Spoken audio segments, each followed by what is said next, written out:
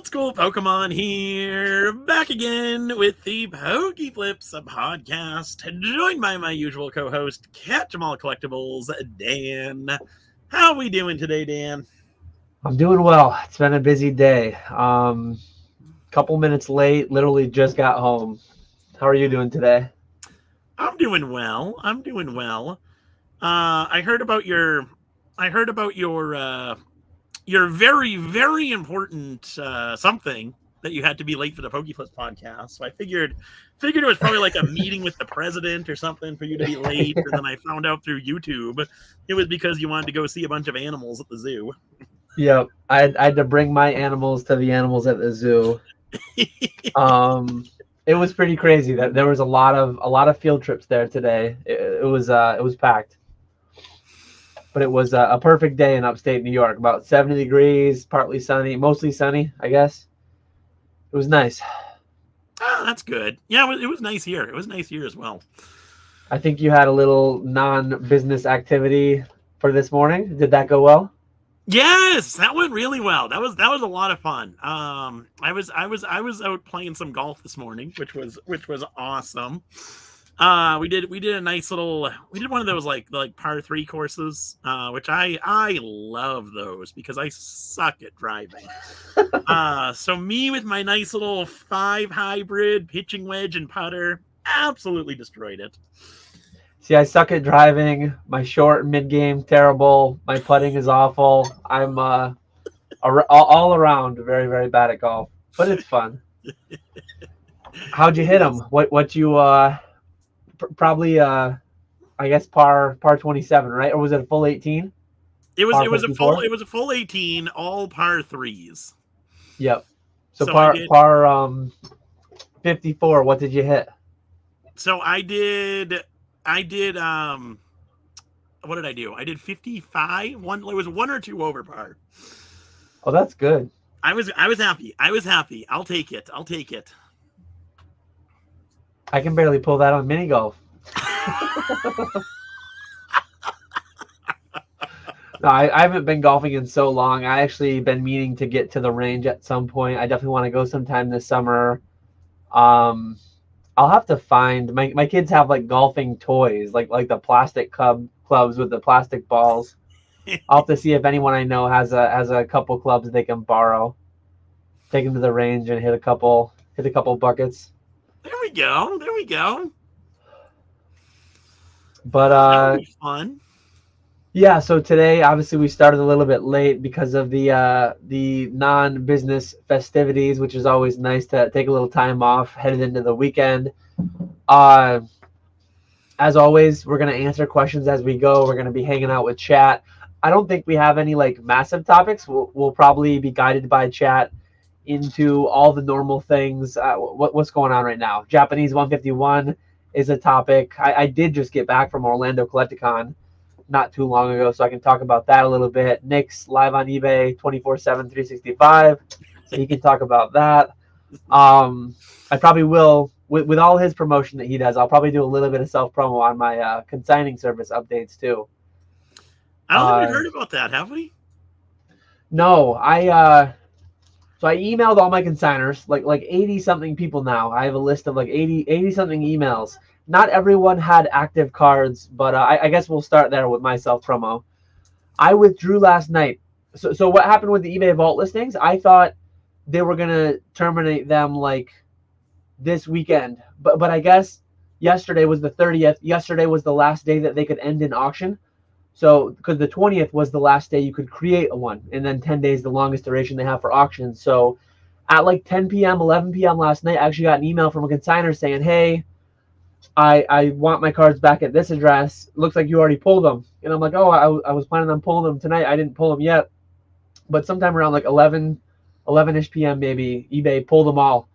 And I had so I did 330 auctions that ended last Sunday while I was in Orlando. And it looked dark for a little bit. It looked like I was going to have 70 unpaid. Oof. Like 2 days later, I had like 70 unpaid. A couple times I sent out all the messages. And I don't know who that is. But I sent out all the messages, and I got it down to like 26 or something whatever it was, it worked out to almost exactly 7%. It was like six. It was literally like 6.9696969 repeating. Whatever that fraction ended up working out to. But yeah, so I did vault withdrawals though, because they have to come out by June 2nd. So if you had any cards in the vault, definitely go in. If you want them to transition to the PSA vault, leave them. It'll be a few week period, I think, where you can't do anything with them. You just kind of have to sit tight. And I'm sending like 5 of my cards and then like 5 of one of my consigners cards. I'm sending to the PSA vault so I can experience that, see how that goes. But I withdrew like 300. It was 300 cards through 25 withdrawal requests because I kind of clumped them by consigner, and I didn't want the value too high of any individual shipment for insurance reasons. $7,500 worth of withdrawal fees, all free because like they're waiving them. But eBay is getting hammered right now between all the shipments, all the sales. I've been getting messages all week. When are my cards going to ship? When are my cards going to ship? What are you doing? Why haven't you shipped them? Mm-hmm. And it's like, it's eBay vaults last week. I see right now I have 104 awaiting shipment out of my what was like 270. So they shipped like maybe between Monday and, well, Monday was a holiday. So between Tuesday and Thursday, they only shipped like 20 of them. And then just this morning they shipped like 100 something of them. So they've got to be buried though. Between withdrawal requests, between actual, like I know that I was not the only one running a big auction block to end the final week. They've got to be buried. So if you're a consigner of mine, bear with me. I told my consigners I expect up to maybe like 3 weeks. I would not be surprised if it's 1 to 3 weeks to get the cards back in hand from the eBay vault, and then I'll return those. And but yeah, I know you did a little bit with the vault. Did you have anything up in there right up until like today, yesterday, or were yours all gone? No, I took all mine out shortly after the news. I only had like 5 cards in there because I sent like a test batch, and then they passed the authentication. They got listed. I put them in my eBay store, and then like a week later they announced that the eBay vault was shutting down. Yeah. So I just ended them, took them out, and have them at home now. I actually have one submission too that is in limbo. I don't know what else to call it. It's still saying in transit. It arrived at the PSA authentication like 2 weeks ago. I knew it was going to be close for getting it listed before the 20th. It never popped. It never finalized. So I have like an inquiry out with my my eBay people. Because yeah, it was delivered Monday, May 13th. So I knew it was going to be close. Like getting it ready to go back to Delaware to the vault when it was only delivered in California on the 13th, all within a week, and then getting titles to get listed. I knew it was a long shot, but now it's been 2.5 weeks, and it's still showing like I don't know if PSA just sat on it because they knew it wasn't going to make it to the vault in time, or.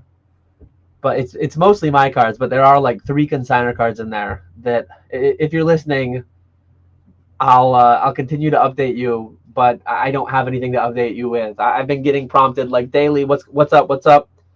I don't have anything new. I'm kind of just waiting to. Yeah. Always kind of a frustrating thing. Oh, it's always something. Yep. But we'll see where it goes. eBay Vault was a good ride. Rest in peace. 2023 to 2024, just under a year. I guess like Rusty had over a year. I believe. I believe him and the first couple people they got a little bit over a year. Yeah. But it wasn't around for long. Was not around for long. No. Are you doing anything with the PSA vault or? No, I won't do anything with them. It'll just be my own stuff. Just continue doing what I do. A lot of eBay live stuff for the most part. Yep. Let me say hi to some people here. We had Ponga. I'm assuming he's not listening live, but he stopped in to say hi. TCG House, E-Unit, Pokey Chef, Drew P, Jacob, Max, Sterling, Java. Nice to see everyone hanging out here. Dan has a ringtone on. Is he a middle schooler?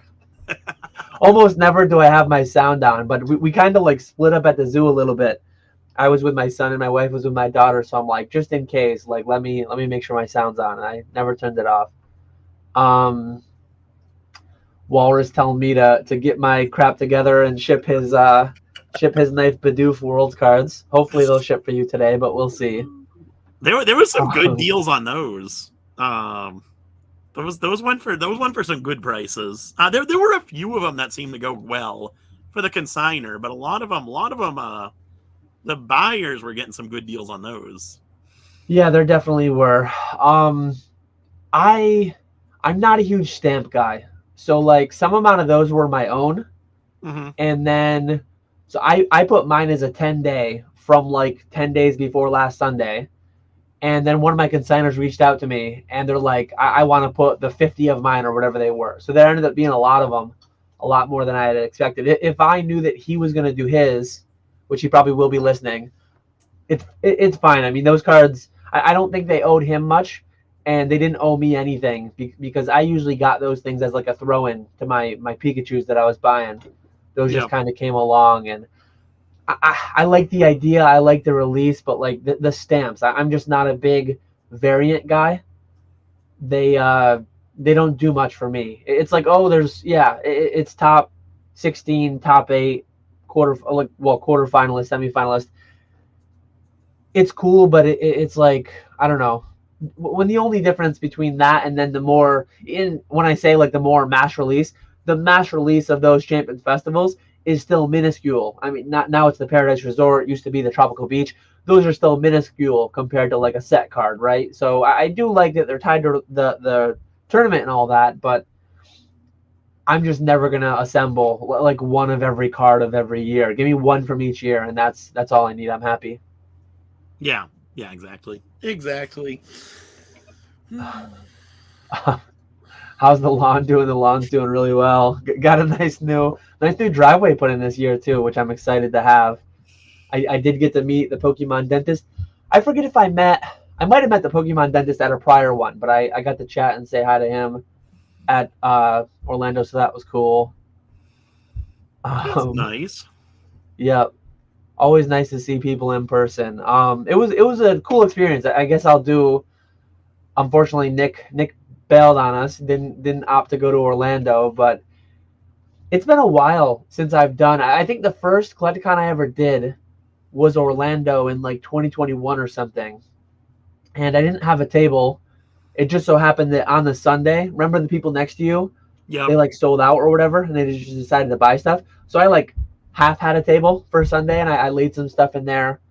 But this one, I went to Disney Friday and Saturday with my wife, nice little corporate retreat, and then and then I just did the convention Sunday, and I actually went around and I just bounced around between the three sections of the people that I know best and walked the greater convention floor. I thought about trying to source, but it's like I have so much stuff already. I didn't bring a ton of cash, and I just ended up hanging out pretty much, and I had a good time. I got pictures with a bunch of people, which I normally don't do.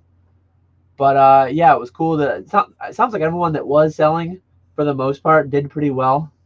So it was just cool to be able to like talk to people more and visit, and instead of having people come talk to me and kind of like block my customer base in front of my table, I got to do that to them. I did get a complaint from Brad a couple minutes after gathering by his. He's like, scoot out of the way. I love it. I love it. Did you any FOMO watching the content, watching the Instagram stories Orlando weekend, or not too much? There was definitely a little bit for sure. It did look like you guys had a lot of fun, and I did wish I was there, seeing all the pictures, but I am glad I stayed home. I was able to get a lot done that weekend, which was having the 3 days was awesome. So I was able to get caught up on a lot of stuff. The whatever set Twilight Masquerade release, that went really well for me on Friday, and then the regular live on Saturday went well. So I was glad I stayed home. How late did you was go? definitely tough seeing all those pictures. I just gotta stay off Instagram on those weekends. Yeah. How late did you go on release night? I started at 8, so I started an hour earlier, and I think we went until about 2:30, 3 o'clock. Just ripping packs for people. Did you get tabs on how many you opened in total? So it was, I sold 25 boxes, and then it was a few ETBs, maybe like 10 ETBs, and then a few single packs, few 5-pack lots.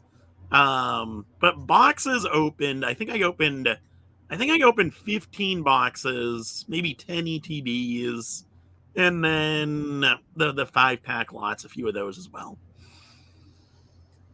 I've been I've not yet made my eBay live debut. My account is ready to go whenever. It's just a matter of me finding the time and doing it. But I've been buying loose packs. I've been buying, like, breaking down a lot of my own stuff, and just buying from people who break down a bunch of product. I forget what it was called, but Costco had a crazy deal Yeah, you on stole my Danny's Art deal. I outbid you on that, didn't I? Nick's a cheapskate. Sell to me. That was crazy. I messaged him, and I'm like, I didn't even know UPS would take something. 105 pounds and 110 pounds were the two boxes he sent me. Like, Jeez. had I shipped those, I would have opted to go, like, usually you get dinged pretty good at 50 pounds, and then you kind of get dinged again at like 70 pounds, I think. I think USPS at least has a hard limit at 70. I don't think they take anything over 70. I could be wrong, but I know that maybe that's just for the flat rate. It is the limit of 70 pounds. But anyways, yeah, that was like 44,000 something packs. I forget how many, but it was a lot of them. Yeah, he bought a ton of stuff. I don't know if he's gonna make a video on it, but I kind of asked him to, like, break down the numbers behind it. I'm like, I'm not gonna be offended by how much money you make off me breaking this down and doing all that work. Made like $300 something an hour just buying wholesale from Costco, like a pallet worth basically, and then getting that stuff home, breaking it down. Sorry, Earth, multiple weeks worth of recycling and trash, I'm sure. And then I get all the packs, and then yeah, the next step from there, the packs all get ripped. Most of it's bulk junk nobody wants. Yeah. 12. That's actually another bit of news that came up recently since our last one. 12 billion cards. Wasn't it like 11.9? Did you see that? Yeah, almost 12. Oh, yeah, almost 12 billion, which was wild. 12 billion cards. I forget who mentioned it. Someone mentioned Chinese cards. Because that was a newish thing for this year, and I hadn't thought about that. So that does because I'm sure there was a ton of Chinese cards. But even like English stuff, I'm sure there's more of. Yeah, but yeah, I actually. So I have like street addressing for my PO box, where if you ship USPS, it's just PO box 143. If you ship like UPS, you can ship to it, and it's just the street address of the post office, then number 143, unit 143, whatever they call it. So it came in UPS. My postmaster called me, and he's like, you should probably come this morning before 1. Usually I go in the afternoon when I pick up my son. He's like, you should probably come so that I'm there to help you, because I'm going to be out this afternoon. He's like, you got 2 really big boxes. I'm like, I didn't even know what that could be. And then when I get there, it's like, oof, yeah, those were hefty. I'm shocked he went with 2 boxes, but it worked out. I mean, it was all double boxed, and packs are tough anyways. They're definitely a little bit shuffled around and stuff, but they survived. There we go. But yeah, those things were hefty. More than my body weight in packs. Chef weighs 120 pounds confirmed. I do see a few questions rolling in. I am starring them as we go. I think there was just something else I was thinking about. I thought I just glazed over something that I was going to go back on, and then I completely lost it. You're losing it in your old age. Not running on too much sleep. Last night was crazy with I wanted to get all the cards withdrawn well in advance of the weekend because I think it's Sunday, June 2nd is Yeah. when, and I had a couple people ask me, it's like, well, is it June 2nd, like 11:59 p.m.? Or is it like June 2nd, 12 a.m.? So basically like tomorrow night that you, and it's like, does it matter? Just do Is it an now. extra Like, day really gonna yeah, matter? like, do you really want to risk pushing it? And I'm like, I'm not gonna risk it. I'm gonna do it on May 31st, like late Thursday night, early Friday morning. But I had a Yeah. couple of people reach out to me, and it's like, what are we doing here? Just click withdraw all. Just do it on June 1st at the latest. Then you don't have to worry. Is it Pacific time, June 2nd? Is it midnight? Is it 11:59 p.m.? Like, oh man. But it would be one thing if they were still listed, because I was gonna leave a couple things a little bit later if they were still listed, but they're not even listed. Like eBay manually pulled or automatically pulled all the buy it now, so it's like there's no benefit. One thing I actually have too, I have it's like 5 consignor cards that are still awaiting payment, and I don't know how they didn't automatically cancel because usually that's a 96-hour thing. Mm-hmm. Uh, and one of these definitely ended Sunday. So I don't know why eBay already didn't auto cancel it, but I hope they don't get stuck. Uh, I did have one auction end on the 30th that's unpaid. So that was only that. Yeah, 96 hours puts that past the second. So I don't know. I'll just have to deal with it if it comes up. I'll try to get the PSA vault, but that'll be like that might be 3 weeks. That might Yeah. be holding tight in the transition period and then having to withdraw in 3 weeks when the PSA vault opens, and a little bit of a mess, but not really unexpected when something like that happens. I was shocked at how quick they made it happen. Yeah, no, I was really surprised by that. I did not think it was gonna happen so quickly. When it's something you want to happen quickly, it drags on and takes forever. And then when it's like, I hope that's end of the year, it comes within weeks. Next day. That's the way that it goes. Thanks, Java, for the 5 gifted. Appreciate you. Thank you, Java. Java often dropping the gifted subs. Um, so here we go. We've been talking about the PSA vault a couple separate times. We might as well grab this one now. Steve ETCG, and I'll let you go first because I've been gabbing too much. At what price point does it make sense to sell cards through the upcoming PSA vault with 16% seller fees for cards under $100?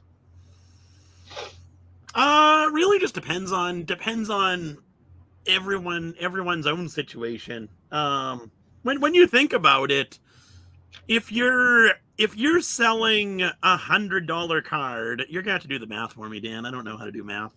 But if you're Well, if you're 100 is easy. If you're paying 13%, 13 on 100 is 13. yeah, but then 16%, what is 16. well, I guess what $5 shipping would be another 5%.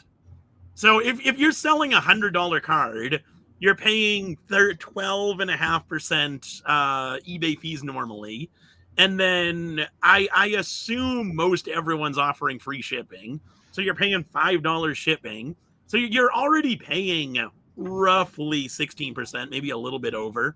And even if you're charging shipping, you're paying eBay 5% to fulfill everything, handle returns, deal with customer service, all that type of stuff. So it's really not a bad deal if you're someone who's doing this on the side and doesn't have a ton of free time. It could make sense to sell directly through PSA. Just send raw cards off to PSA and have PSA do the whole process afterwards. It could definitely make sense. For myself, I didn't use the regular eBay vault for 0%, so I can't see ever using the PSA vault for the 16%. I just don't like the idea of vaults. I don't like the idea of having I don't like the idea of not having stuff in my possession. Same was true with like Troll and Toad. I didn't like just looking at numbers on a spreadsheet. I like actually having the card and shipping it out and all that stuff. Yuck.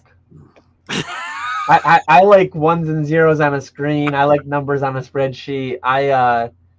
One-man operation. So any way that I can outsource some amount of labor, any way that I can outsource, especially insurance becomes a concern when you're doing consigning. Like the benefit of that alone, I mean, I have a very high policy that covers all that I have and then some, because I never know what exactly is going to be flowing through on any given day of consigner stuff. But now that I'm doing like my own eBay fixed price, buy it now consigning, that's a consideration. If or when I start getting in PSA 10 base burst Charizards or trophy Kangs or things of that nature, I need to keep a close eye, and I need to make sure I'm reaching out to my insurer and bumping up my limits as I go. I've already discussed with them. I already know how high I could go. I already know how much that would cost. So I've done all the front end work. It's not going to come as a nasty surprise, and it's not going to be something that like slips my mind and, oh, oops, my house burned down and I didn't have the full proper insurance. Like I'm definitely closely watching it, but little bit more self promo sliding in. I am going to be working with PWCC in the future too. So I'm going to be doing consignments through PWCC, and I'm going to be doing consignments through eBay. PWCC will be primarily auctions, but the conversation that I've had, because I do like the office hours every week in the Patreon Discord. So I've already talked about this a fair bit, and I've talked about it with some of my bigger consigners. PWCC I see as like just another platform to sell through. I mean, obviously that's what it is. PSA and eBay. So when you look at grading companies, PSA is king. But to say, and some people say this, but to say that CGC and BGS don't have applications is just crazy. Like there's very good business you could do, even though they're not like the number one, the preeminent one. Like I wouldn't call PSA or PWCC the leading selling platform by any means. I would call eBay that, far and above. The data's there, the numbers are there.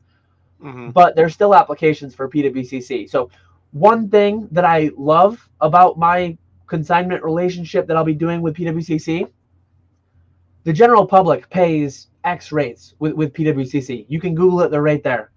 Later tonight, I'm going to be releasing on my website, on my Instagram, probably Monday, I'll do a video about it. I'm going to be releasing rates that for everything over $100, I will be able to beat the public rates through PWCC.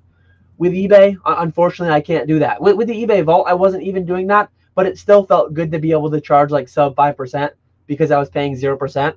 But in a perfect world, I mean, look at your Probsteins, look at your DC Sports, look at your Z&G Emporium. In a perfect world, you have someone that's big enough to get a contracted rate to where they can offer you, like, they can sell it for you cheaper than you can yourself. PSA Vault is not that. They're higher across the board. I was about to say they're higher across the board, but I think there's small ranges where they're actually slightly cheaper. I know above $5,000, they're only 7%. But I think one thing a lot of people aren't aware of is a standard store account on eBay is 12.35% up to $2,500, and then it's only 2.35% thereafter. Mm-hmm. So they're actually more expensive. At 7% is about what you'd pay on a $5,000 sale, but then on like a $100,000 sale, you pay $7,000 at the PSA Vault. You'd only pay $2,500, less than $3,000 if you sold on eBay for $100,000. So not that that's like a highly common sales number. I mean, I think so. My highest was 217.5, which was all of eBay's highest, which was Zach's Gem Mint's PSA 10 base first Charizard. My second highest was like $30,000. So there was a big like no man's land between 30 and 217. A lot of range that I didn't utilize. But I forget what I was. I forget where else I was going with that. You're losing it today, Dan. I was up way too late. Last 2 nights, I was up till 3 both nights. So it's like I had a couple Mountain Dews with lunch. I got a Coke going right now. I'm trying to stay awake. But yeah, I hope someday to be able to get big enough with eBay that I can do that. I hope that I can get better rates with them so that I can offer better rates to the individual. Oh yeah, the rant that I was going down. So the small range where the PSA vault is actually cheaper to sell through. So we were talking just a few minutes ago, we were talking about under 100. You're paying a premium because PSA is charging shipping, and you're not getting a percentage on that, $4 or $5. Not a huge deal. I guess if it's a $30 card, it's more of a huge deal. But between $1,000 and $24.99, you're only paying 10%. So there's a lot of cards that fall in the $1,000 to $2,500 range. Those are technically cheaper to sell through the PSA vault than selling on your own, which is like that sweet spot of utilizing a service, offloading and outsourcing the fulfilling, the storing, the insuring, all that stuff. And you're getting paid extra because of it. So like, I mean, that's kind of a no-brainer. If you have a lot of cards in that $1,000 to $2,500 range, hopefully someday I'll be able to offer a rate that would exceed that would beat that. But as of right now, I can't through eBay. I can through PWCC though. So PWCC auctions, I would be able to match or slightly beat that. I actually, I don't have them memorized by heart yet because they were just established a couple of days ago. But yeah, I'm actually beating that. So I'm doing 92.5% payout rate above 1,000. They're doing a 90% payout rate. Well, are you just doing above 1,000, or are you doing less than 1,000 too? So I'm doing on PWCC. I do all the way down to 0. If you sell a $5 card, it's not great. It's so it's 80%. So sub 30 is 80% minus $3. Don't send me any sub 30 stuff. You're better off. Don't even send me sub $100 stuff because you're better off doing it on your own PWCC. But above 100, I am at 90%, and then above 1,000, I'm at 92.5%, and above 5,000, I'm at 95%. So those are all like smashing the public rate pretty good. And again, I mean, I can't say that I'm doing most of it. PWCC is actually doing most of it. But I'm doing business at such scale that I'm able to get those better rates. And so, yeah, I'm excited. There are other things, and I'm not starting them out of the gate, I guess, except for with a few select consigners who I've worked with for a long time. But PWCC actually has like what Z&G Emporium used to call Consignment Plus. You send in raw cards, they grade them, and they sell them at auction. So I've been told, but I can't tell. But as of today, they offer raw to like graded selling through SGC, CGC, and BGS. There's another big company that they are not yet offering that they will offer at some point soon, I've been told. Amongst other things coming in the coming weeks and months, I think later this year, the name PWCC, they were bought by Fanatics I don't know if it was several months ago or maybe over a year ago now. No, that was longer than a month. I think that might have been close, if not a year, close to a year. Yeah, I thought so. So there could be some different names you might be referring to them by in the future. It'll be interesting to see how that all progresses though. But I really miss the heyday of PWCC being on eBay, kind of the way that PSA will be. But they had their messy breakup, and it is what it is. Now the big question is: are we going to see a KetchumAllCollectibles tab? There will be. So there will be like a special filter. There's like certain requirements that you have to meet to have that. I won't have that every week. There are actually some people that have that every week. I think I'll do like a once a month thing, but then I'll also sell. You'll be able to sell just normally on PWCC without the filter. So yeah, if anyone's interested in consigning, I will be posting more information publicly tonight and then even more on Monday. Feel free to reach out. We can get the ball rolling on that. But I'm excited for the raw plus grading and then selling it as graded once it's there. Sealed product, I have been for the past year and a half. I've been rejecting the majority. I do have some oddball stuff that I've done, again, for like consigners that I have a good relationship with, people that I know 100%. This has like a good trail. This is product that I'm not worried about. But PWCC being able to do uncut sheets, being able to do sealed product, being able to do like oddball stuff, graded booster packs, graded coins, like anything that PWCC does will fall under this umbrella of what I can do, which is nice to have an expansion in services, basically. Mm-hmm. And Pikachu asked, can we send non-TCG? Is this supposed to say non-TCG but Pokemon? So like Cardass or Bandai or things like that, maybe, is what he's asking. You can. And if you meant to ask non-Pokemon, you can also send non-Pokemon. So I do a little bit, even through the eBay Vault, I was doing a little bit of sports, Yu-Gi-Oh!, all different kinds of things. Anything eBay Vault eligible, I was basically doing. I will be doing anything PWCC Vault eligible. I actually sold some like football rookie cards, some different basketball cards I had, and baseball, hockey. Oh, oddball. Anything you've seen on PWCC, I can do. So yeah, I know a lot of the world's merch tends to make its way to like heritage, a little bit to golden too. I've seen.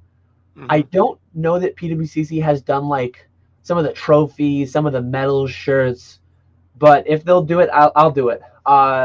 I guess feel free to reach out and I can get clarification.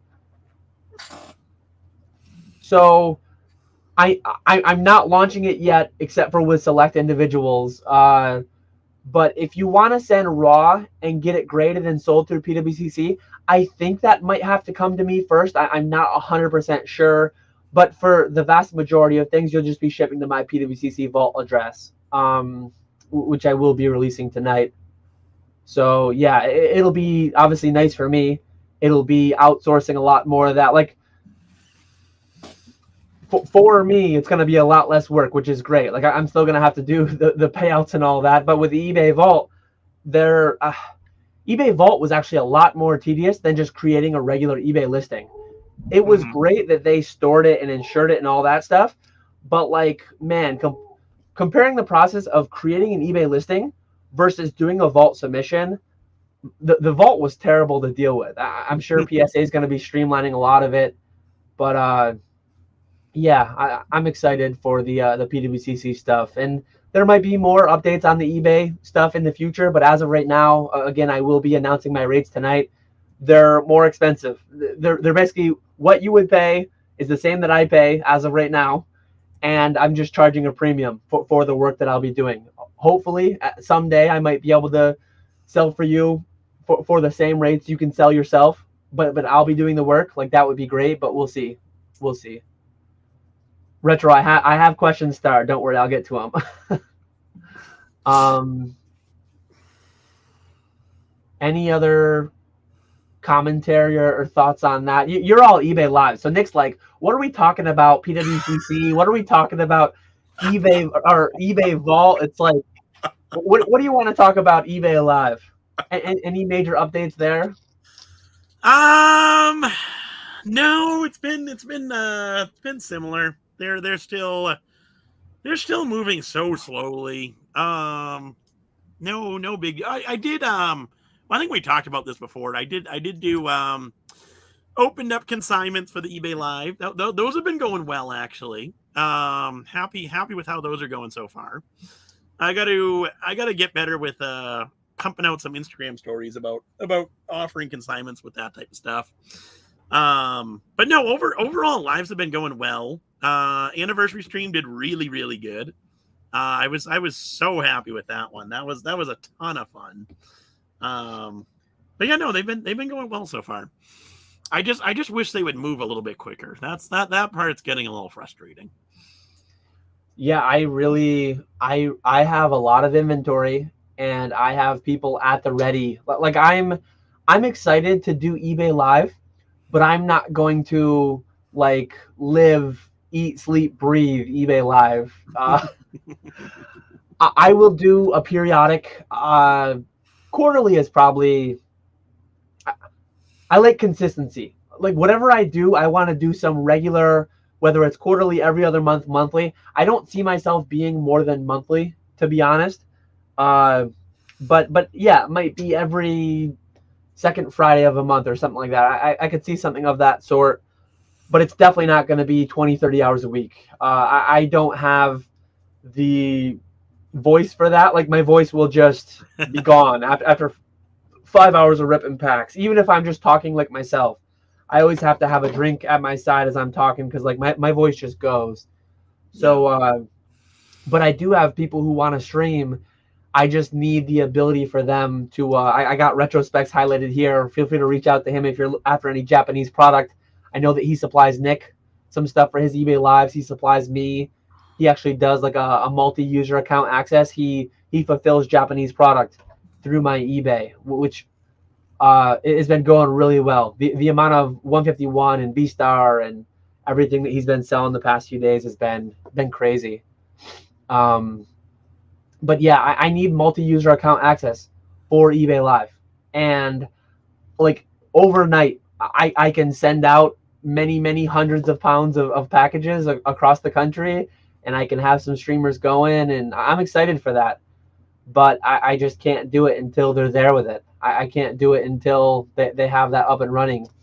And like sudden death auctions, and I want all that stuff to be there and available, but they're just really taking their time.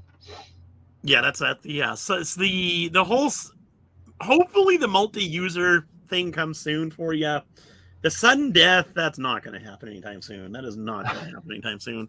We've been waiting for that since January, and it has not gotten any better. Yeah, that's unfortunate. Hopefully they step it up. I do have a few questions highlighted. I was just making sure I didn't lose any more. Find someone who looks at you the same way Dan looks when you mention spreadsheets. And then Josh, I'm sure he's memeing here, but yeah, it would be super cool if PWCC and eBay worked together and they were all there. But that is a chapter in all of our lives that is now closed. That closed years ago. But what PSA is doing, it will be very similar to what PWCC was. Will it be people streaming it on YouTube? Will it be people having Discord voice chats to go over it? Like, will it have the same thing that PWCC had years ago on eBay? I don't really know.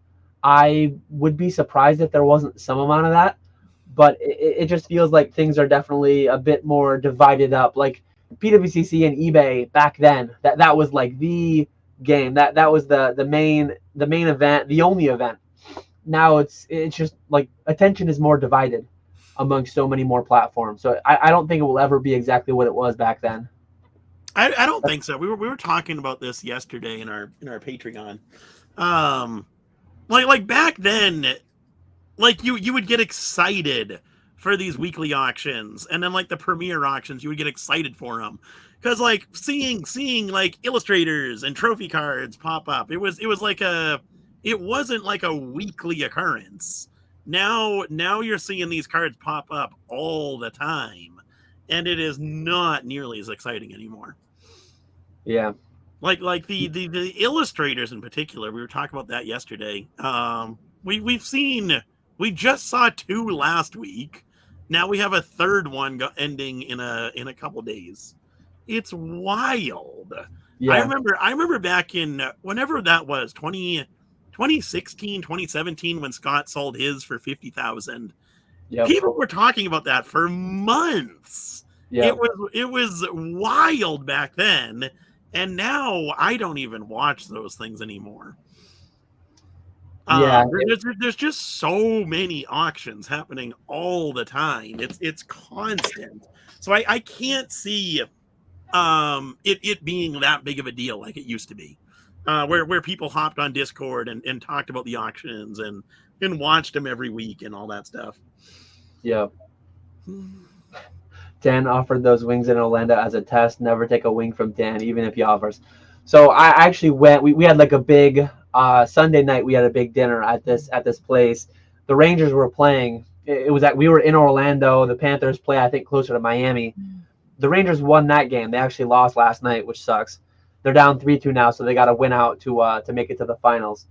But anyways, the food there was really good. the tater tots were insane. Like when you think of tater tot, you think of something like the size of your thumb, maybe like above the nut, like a tater tot. A tater tot is like a pretty well established unit of measure, I guess. I would not consider it a unit of measure.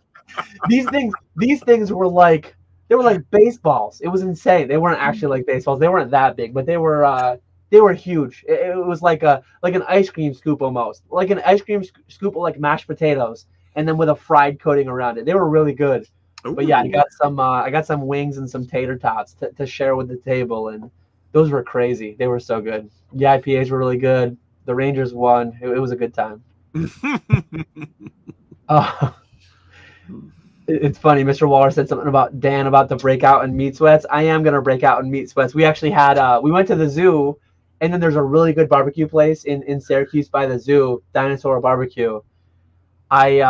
Brisket, chicken wings, pulled pork, chicken, like I had a lot of meat for lunch. That's why it was so tight getting home for this.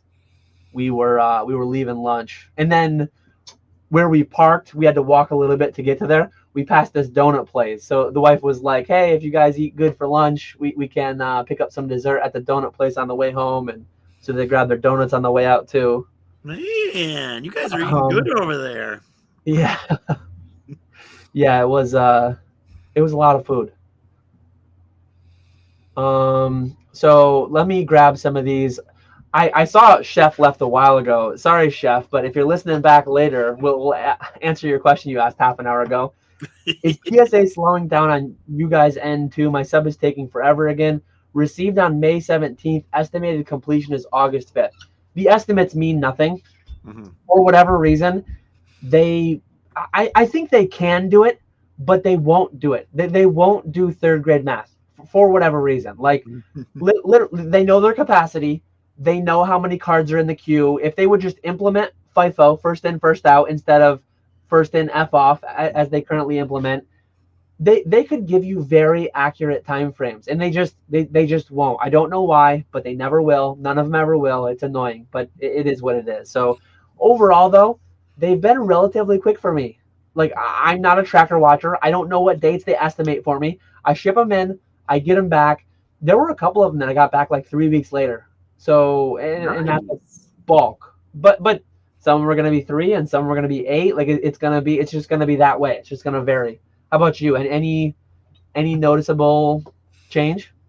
I don't think necessarily slower. I don't have too many subs off at PSA right now, but they seem to be moving pretty decently. I've been happy with the few that I've gotten back recently. I have noticed CGC is starting to speed back up again. They must be finished with Omega's next round of slabs, because they were very, very slow for a long time. It was super frustrating. But they seem to be getting back on track now, which is good. Yeah. Yeah, I trust them that they'll never do again what happened, and the pandemic exacerbated it. But like, yeah. They could have controlled and not had 14 million cards back up. But I don't think they'll ever do that again. I think we'll see just constant ebbs and flows. Didn't they recently just come out? Didn't Ryan Hogue or Nat Turner say like they want? I think it was Ryan Hogue actually. Everything under like 90 days tops, or maybe 60 days tops.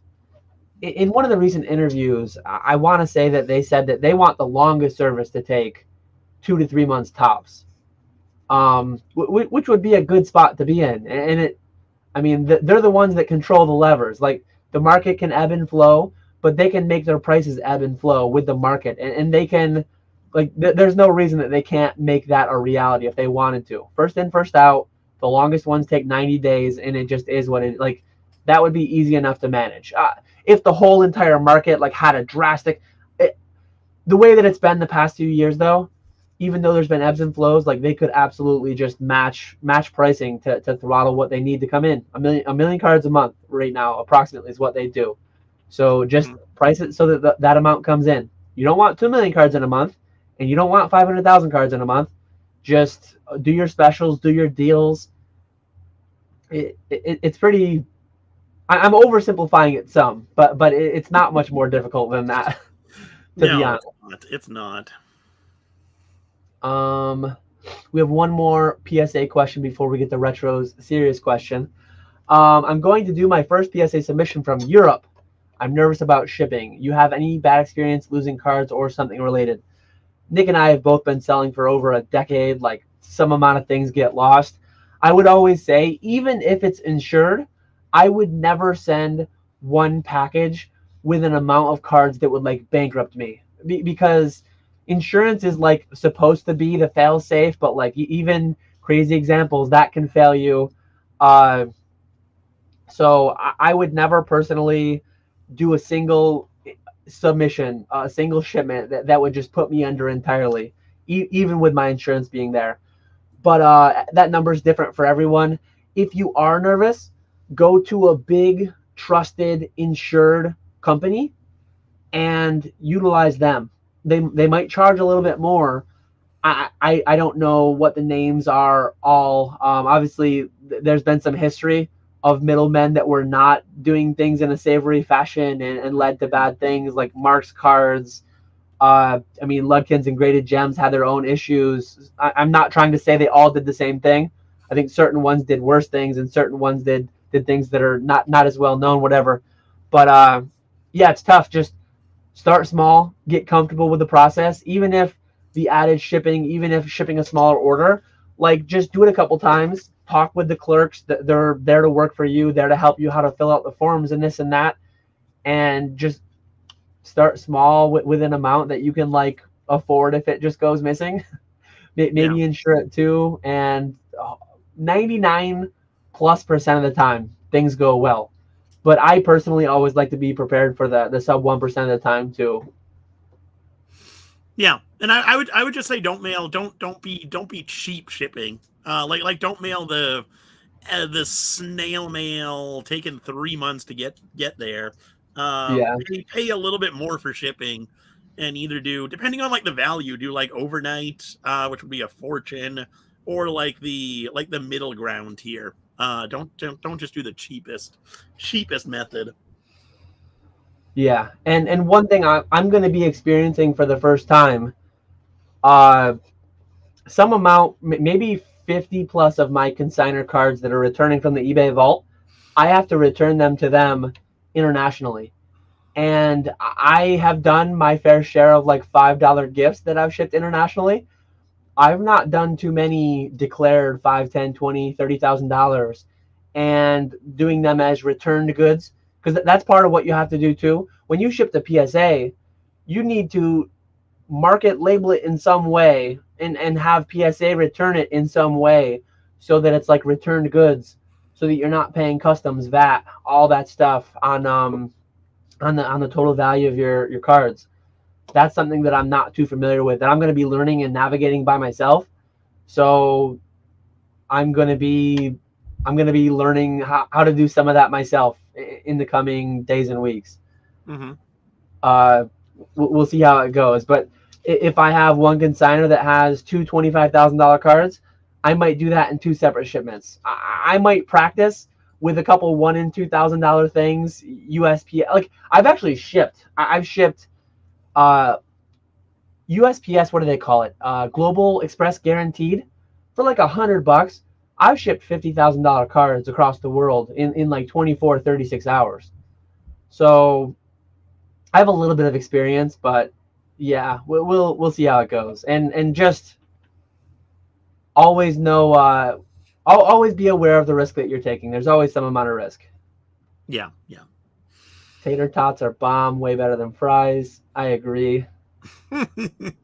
Um, a lot of nuance there, though. I saw Java's reel recently talking about how we're missing nuance. I can get into the nuance of fries. I mean, there's shoestring, there's steak fries, there's curly fries. I'm a big like thin and crispy guy. I'm a big fan of curly fries because you get a lot of surface area, a lot of crisp going on. Not a big fan of like potato wedges. Like there's too much. It's more like a baked potato at some point if you go big enough. And I mean, baked potatoes are good, but they're not French fries. I want like the thinnest, crispiest variety of that. I am not a baked potato fan. They're all right. They're good, but they're nothing like fries. No, definitely not. What's Definitely your not. what's the optimal size and shape of fries? Waffle fries? You a waffle fry guy? Waffle fries cooked right is the way to go. A lot of Right times they're being, not crispy enough. I was gonna say right being crispy. Yes, Yes, yes, I'm yep. on the same page with you. But yeah, no, I would definitely have to go waffle fries.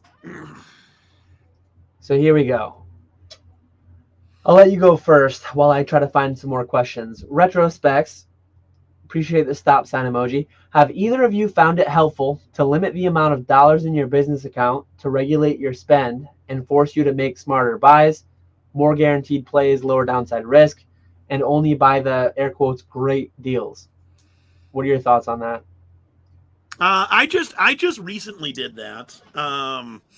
Because I had taken some money out of my savings account, and so I never put that back in there, and so I finally just put that back in there because I've been on a buying spree the past year. It's been buying. So I finally got my savings account back to where it was, which really drained the business checking account. But the goal is to not have to dip back into the savings account to buy anything else. So I just recently did that. I've done that before as well, and for me anyway, it works really really good. You just it's I think a better solution would be like for me, everything's connected. Everything's the same bank accounts. So for me to transfer from my savings to my checking, it's just a click of a button.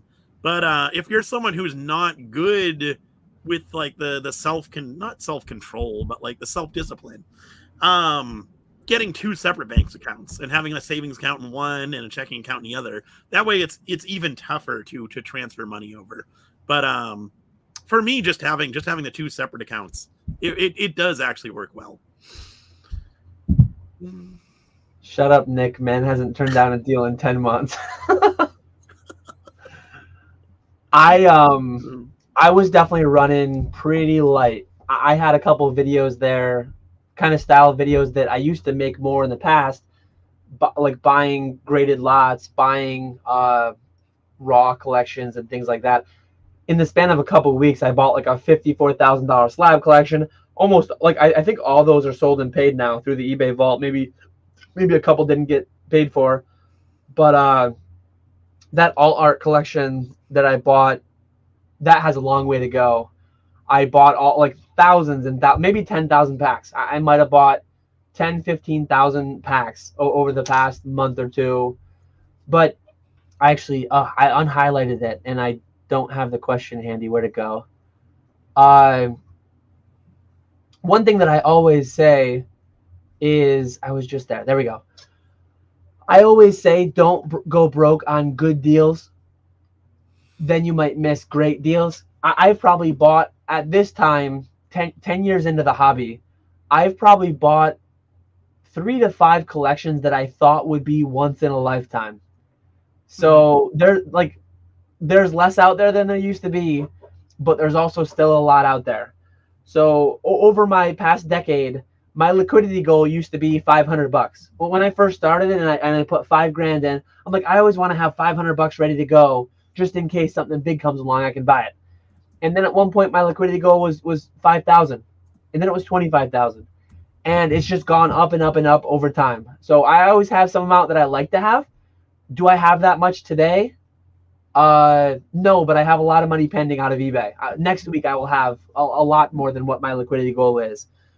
But it ebbs and it flows. I don't intentionally, like, where am I going to put it? I guess Nick was talking about pulling some out to savings and this and that. I'll talk about it more in an upcoming video, actually, very soon. It was going to be this Monday, but it's going to be pushed out because of the consignment stuff 1 week. But I have my buckets, and if all the other stuff is taken care of, if all my IRAs, 401ks, all that crap is spoken for. I put a lot of it, I put pretty much all of it back into inventory, back into something. That's part of why I made the videos a month or two ago, buying and sitting on it like a pallet or X amount of shelves of sealed product. And I don't put it all back in because I have a constant stream out to the tune of like several $1,000s a month to satisfy all the goals, all the buckets that I have to fill before I get down to the lower levels, which is like Pokemon, investing, speculating, flipping, whatever. So yeah, it's I guess the answer is kind of yes. Like I have the fixed amounts that the day that I stop being able to max out all the retirement stuff is the day that I start updating my resume or start figuring out something else to do. So I force myself, like a lot of finance. If you're deep in like finance channels, maybe Dave Ramsey, the money guys, whoever, a lot of people will say this concept of like pay yourself first. So until I've paid myself $60,000-$70,000 for the year up front. And actually one thing I used to do, well, I've only been doing this for like 3 or 4 years too. I've only been doing this since 2020 because up through 2019, I never took any money out of the hobby. But I used to do it like over the months throughout the year, and I was just bad because what I would do was, oh, a great deal's there. Let me buy that, and then I'll sell it and I'll get the money back and I'll fill up my buckets at the end. I remember in like 2022, I was faced with like my taxes had already been filed. They were already ready to go. And I had to put like 50 or 60 grand into my IRAs and 401ks and stuff. And I didn't have it. I didn't have it ready to go because I just spent money like crazy. So it was a stressful like 2 weeks getting that money out, getting that money into the accounts. Now I just do it in like January or February.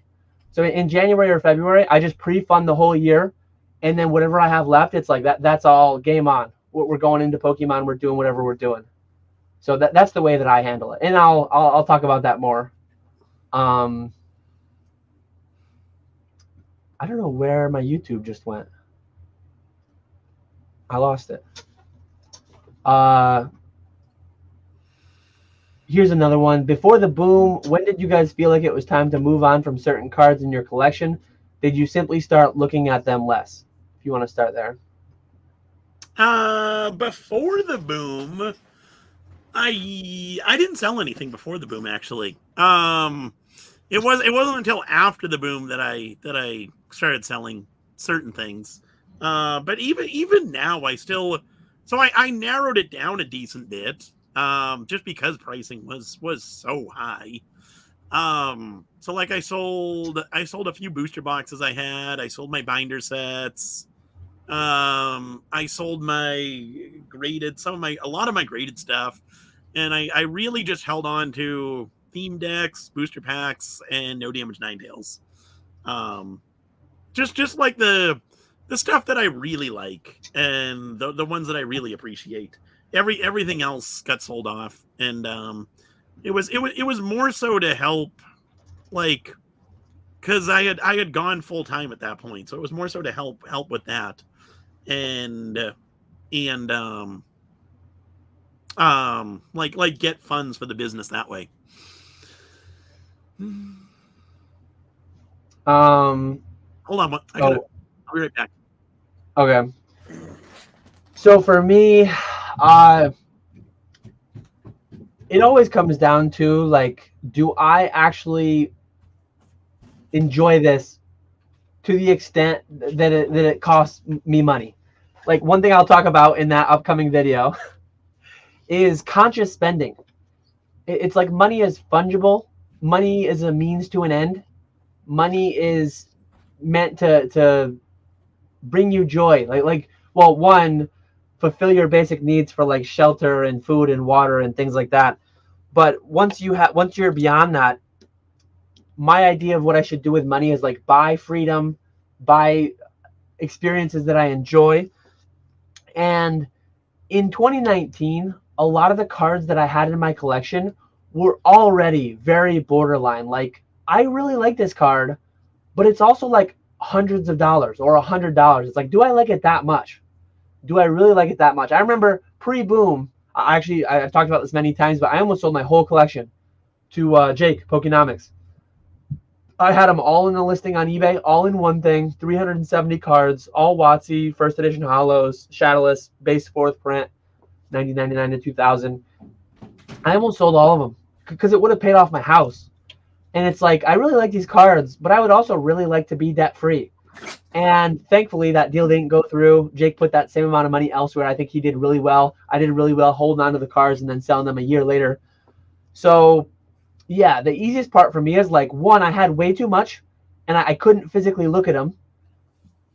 Actually, going back to PWCC, I chucked all my cards to the vault in like May or June of 2020 because the prices were too crazy. I was way underinsured / maybe uninsured at the time. I forget when I started my insurance policy. But they became, instead of something that brought me joy, brought me like happiness, they brought me stress. It was like, this is way too much money. It's way too high a percent of my net worth. This is crazy. I like these things, but I don't like them that much. I would much rather have a paid off house. I would much rather have like all this money to continue growing my side hustle at the time that turned into my business. So to me, it's like, and for everyone, it's different because say you have a Moonbryon and you pulled it yourself and you love it and this and that. And if you have that Moonbryon, but you're like struggling to pay your rent and you're struggling to like eat well, there's like, to me, it's an easy call to like, I mean, these things will always be around to some extent, especially cards that any set card. So yeah, it all comes down to what other utility could that amount of money bring you in your life? And some people have just so much excess, and it's like, oh well, if I sell all my stuff and I get $500 or $5,000 or 500,000, whatever you have, it's not going to change my life. It's not going to do anything. Like I'm rather just going to keep it all because I don't need that for anything else. So yeah, basically I was too broke for what I had, and that money brought me a lot more happiness, joy, fulfillment, and just general like positivity in life, having the money instead of having the cards. Yeah, that's the way that I think about it.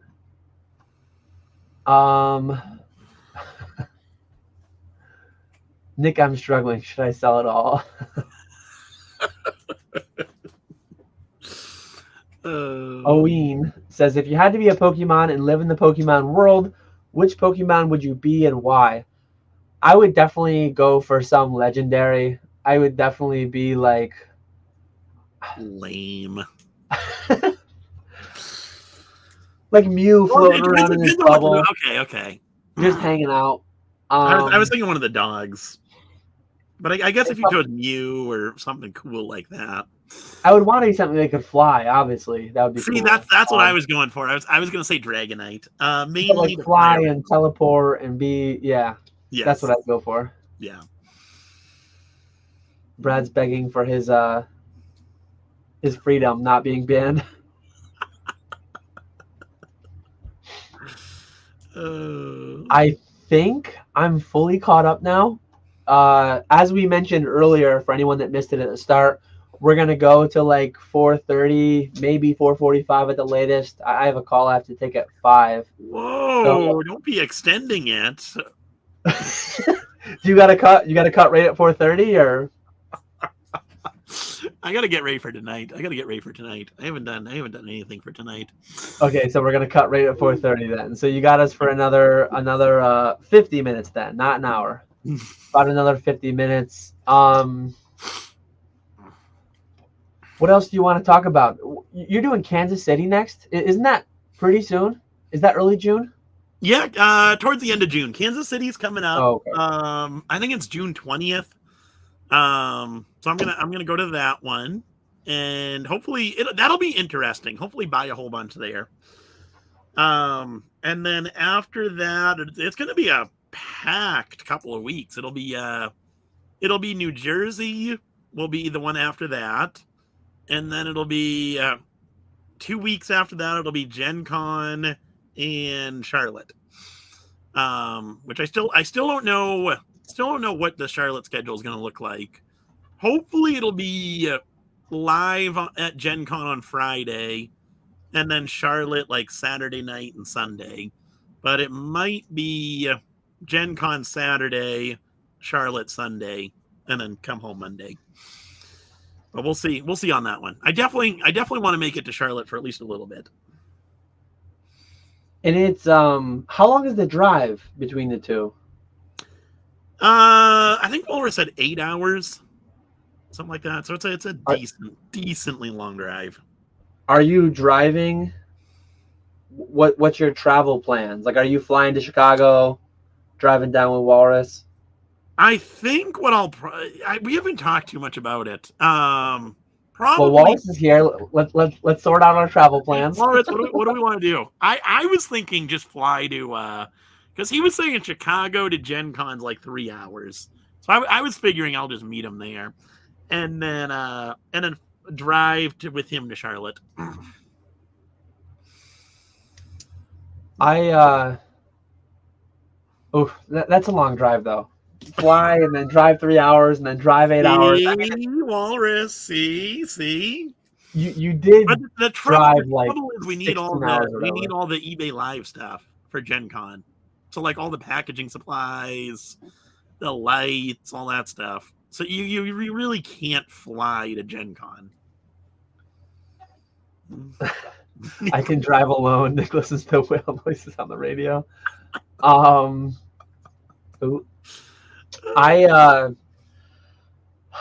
Gen Con is intriguing. It definitely sucks. Like the amount of collecticons we have now, the amount of other events that are on the come up.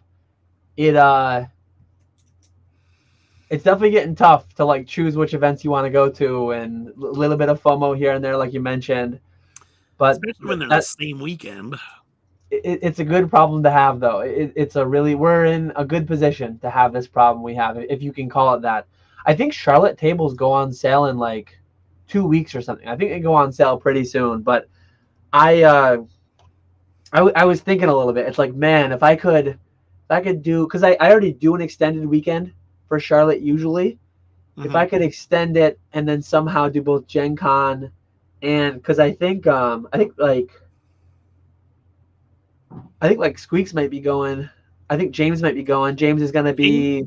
James commented on. I made a comment in his video, and he replied back saying he might be going to Gen Con. So that would be really cool. Seeing Squeaks, James, anyone else who goes. Mason's relatively close. I don't know if he's talked about going to that or not, but it and also eBay. Like, I don't know when it's going to happen. At some point it will happen when I'll make an eBay Live debut. But I have talked to eBay about the potential. Maybe I'll be across from you, or maybe running at a separate time. I wouldn't want to run at the same time. But let's run at the same time. See what happens. the rookie versus the veteran. But yeah, it's I'll probably just end up doing Charlotte as planned. I need to figure. I know there's so many people, so many friends in Charlotte. I think there's quite a few like extracurriculars being planned. Maybe I'll just scrap vending altogether and just hang out again. I was thinking about it. This is going to be the first year that I don't ever vend a Collecticon, because Charlotte was going to be the one that I vend, and now that that's not happening, I'm not going to be in New Jersey long enough because I'm on vacation the week before. So I'm actually going to come home instead of like we're on vacation Saturday to Saturday. So I'm just going to leave Friday night. So I'm going to cut vacation a tad short. So I won't be able to vend New Jersey. Charlotte, I won't be able to vend. Chicago, I don't want to vend. So there's not going to be any Collecticons that I vend this year. Yeah, I'm still in flux a little bit. Like, obviously, I'm working with PWCC consignments to an extent. eBay Vault, like the existence of eBay Vault really hampered what I was having on hand, because I was sending all the goods to eBay Vault. And generally what I like to have is like mid and high end slabs. I like to have like high end sealed. But I mean, there's been this PWCC thing is really new too. there's been things that have changed. What I thought was going to be the case a week ago is different today through some calls that I've had with them. And I mean, some for the better, some for the worse, but like buy it now is not going to be, at least initially, much of the plan for PWCC. It's going to be primarily auction. And I've been toying in my mind with the idea of becoming a bit more paper-handed in general. Like I've long been buy it nows, the vast majority. There's pros and cons to each, right? And obviously, if you had hindsight, with hindsight, it becomes obvious. Like 2014 to 2019, we had a nice gentle tailwind the whole way, and like buy it nows were rewarded, I think, during that period, especially. So I think that's where a lot of it comes from in my mind. But if you could know today, what's the market going to look like in 24 months? If it's flat and down, you'll be better off like getting rid of things immediately as they go, and that would more tend to auctions. If it's going to double at some point, like obviously things you'll never know.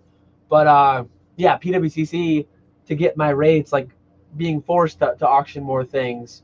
But yeah, really trying to figure out how I'm going to navigate all this with my own stuff, with my consignments, and it's kind of up in the air what inventory I'm even going to try to be having for I mean, as soon as August, I think, is Charlotte, and October is Chicago. Like those are the two I intended to vend, but I don't know. I'm not like, I'm fairly decided, but I'm also fairly up in the air too. I feel like I could change my mind on it, and definitely going to both, but maybe not vending. I don't know. We'll see. Cause like there's just like I'm gonna have a lot of stuff. I really, one thing that I know does not like, I have no desire to price out thousands of singles and have just binders and raw singles, and like I don't want to sell super cheap stuff like that. Like if I, and eBay Live too, like when eBay Live is going to start happening, all the streaming that's going to happen, and some my own, some other people, I need to have inventory ready to feed to that. And I don't want to be don't vend Chicago Dan, we doing bottomless mimosa brunch. Walrus, you gotta find a place to do these bottomless mimosas. You've been hyping that up for the past couple of months.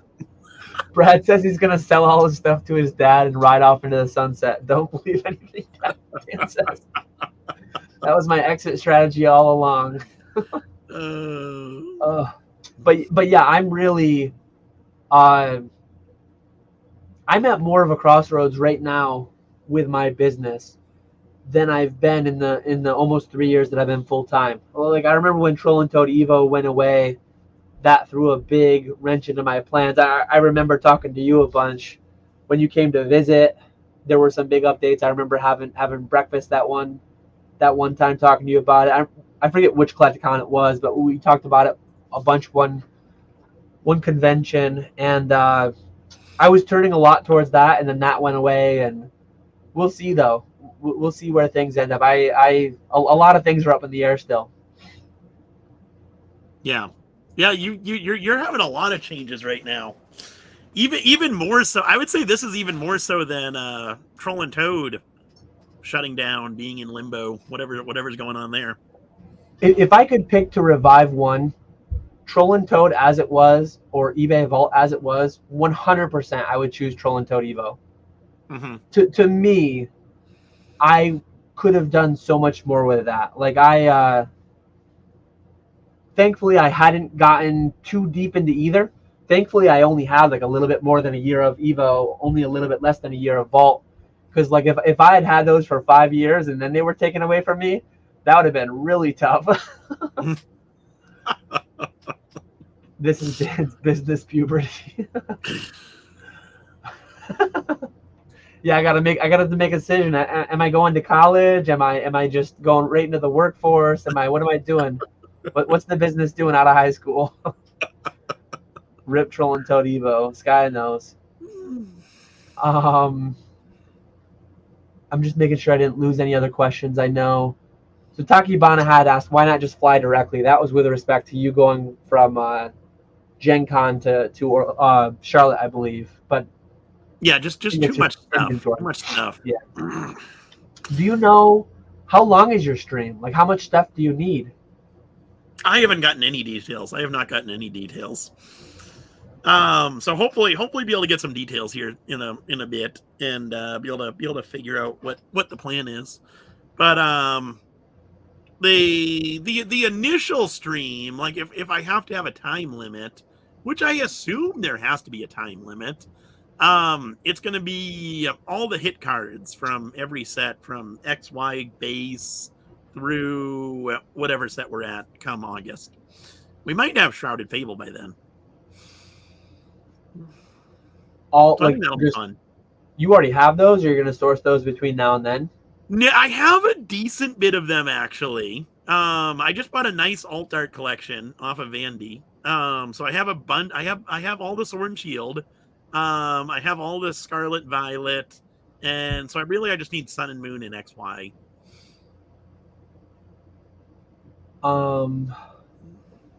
Leaf Green Goblin says, "Are there deals at conventions similar to low-ending eBay auctions? I've only been to my local show." There are definitely some. There are definitely some deals to be had by like sports card people or like Yu-Gi-Oh people that have some Pokemon that just came in that they. But generally speaking, a lot of slabs especially are going to be priced like not crazy deals. You're not going to be paying 50% of market, and if that's there, most of that's going to be found during the dealer setup, one dealer buying from another during the VIP hour. Like there's a lot of time that the best deals end up going during the early stages. But that said, there's a lot of like raw out there, and the ability to see it in person and pre-grade it in person, not wonder if there's anything being obscured by the photos or scans. That's where I think the best deals are.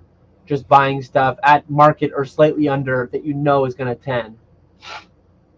And then also, what I really liked it for was being able to search for specific cards. Like there's certain Pokemon that do really well in the live streams, and there's people have favorite Pokemon, so I can keep a list of what everyone likes for Pokemon and look for those specific cards, and then also just being able to pick and choose. Like buying big collections is nice, but you're always getting stuff that you don't want. Whereas at CollectCon, you can pick and choose and say I want this card, this card, this card, this card, and you're paying a higher percentage, but you're getting exactly what you want. Well, you can do that on eBay and TCG Player too. Well, you're paying market at that point. Yeah. So there's a couple of good questions here I've got starred. I'm just trying to make sure we didn't lose any from earlier. Here we go. If you both had to hype up a set, which one would it be and why? And could you please do an impression like a real hype dog YouTuber would do? I cannot do that latter half. Nick has his eBay live voice. Maybe he can do something, but 151, it literally has all of Kanto in one set. It's got all the OGs all packed into one set. How can you beat that? Folks, that's all I got. He's in Nostalgianomics really the only one that I'll watch as far as hype modern. I don't know. Scarlet and Violet. I don't know. I do like I'll continue like Nostalgianomics. I do like Paldea Evolved. That's the most popular Scarlet and Violet set that we've gotten so far. Outside of the specialty sets, 151, Paldea and Fates. He didn't restrict you to Scarlet and Violet though. It could be any set, it sounds like. Sword and Shield isn't investable anymore. It's too expensive. So yeah, I do like the idea of Paldea Evolved. I would say wait until towards the end of the year. Hopefully we'll get some type of reprint on Scarlet Violet stuff. Yeah, do you like Paldea at 130? I can't believe Paldea is 130 right now. It's wild. But that Magikarp, over $100. I don't know. I do think Paldea is the best standard Scarlet and Violet set we've gotten so far. I actually do really like that set. There's a lot of good cards in that set. 151 is also really, really good, but there's just so much of it out there, especially Japanese right now. There is so much Japanese 151. It's going to be interesting to see what happens with that set. Is it going to rebound back to $200 a box, or what's going to happen there? Got a huge spider hanging out with me here.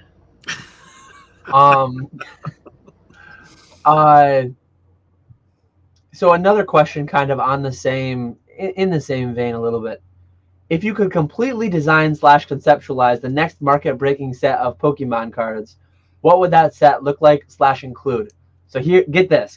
I'm going to call it 251, and not only all of Kanto, it's going to have all of Kanto and Johto. It's going to be, one of the pack arts is going to be like the crystal. So the 4 pack arts are going to be crystal, yellow, red, and blue. Those are going to be the 4 pack arts, like that Suicune, that Pikachu, Charizard, Blastoise. And I've heard some people talk about like 251 maybe being a set someday, just Johto, like just 100 Johto.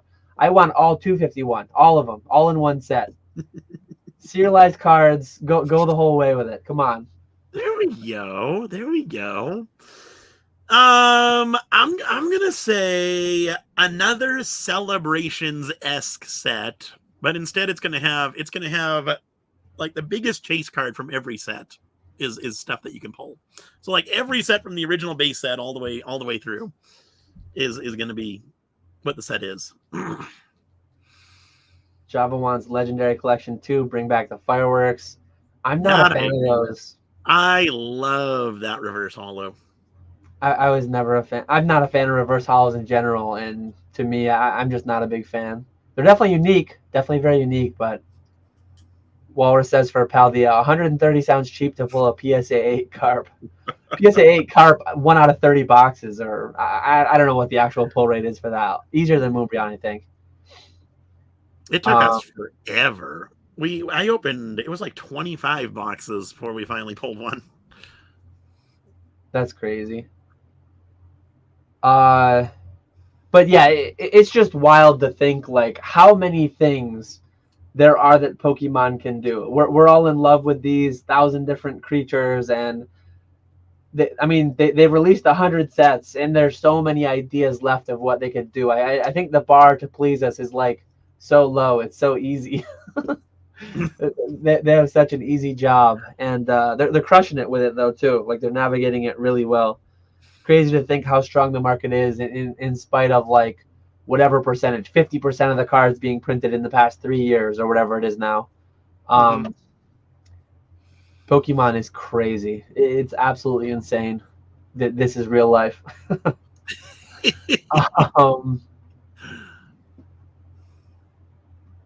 Hobby breaking card is both Mega Charizards fighting similar to the Brilliant Stars Charizard V. Do you think we're gonna get? Because I guess after my 251, and I guess you could do it as like a tie-in. You could do like Gold Stars 2.0. Obviously, we got the Greninja. We got the Greninja Gold Star throwback. But do you think like we have the EXs now? Do you think way back in the day, like we had Dragon and Sapphire and Sandstorm, Ruby and Sapphire, the pre-Gold Star EX sets, it was a few sets, and then they went into like the Gold Stars. Do you think we're gonna get any Gold Stars like that? Because that could be another one. That's my like runner-up suggestion, I guess. Yeah, I was thinking that. That was my original thought for Scarlet and Violet, going back to the EX Pokemon. But now I think they're just gonna do the Megas, which I hope it's not just Megas. I do like the idea of Megas. I liked those cards before, so I think that's a cool concept. But I really hope we get Gold Stars. That would be so cool. What about Mega Gold Stars? That would be mind blowing right there.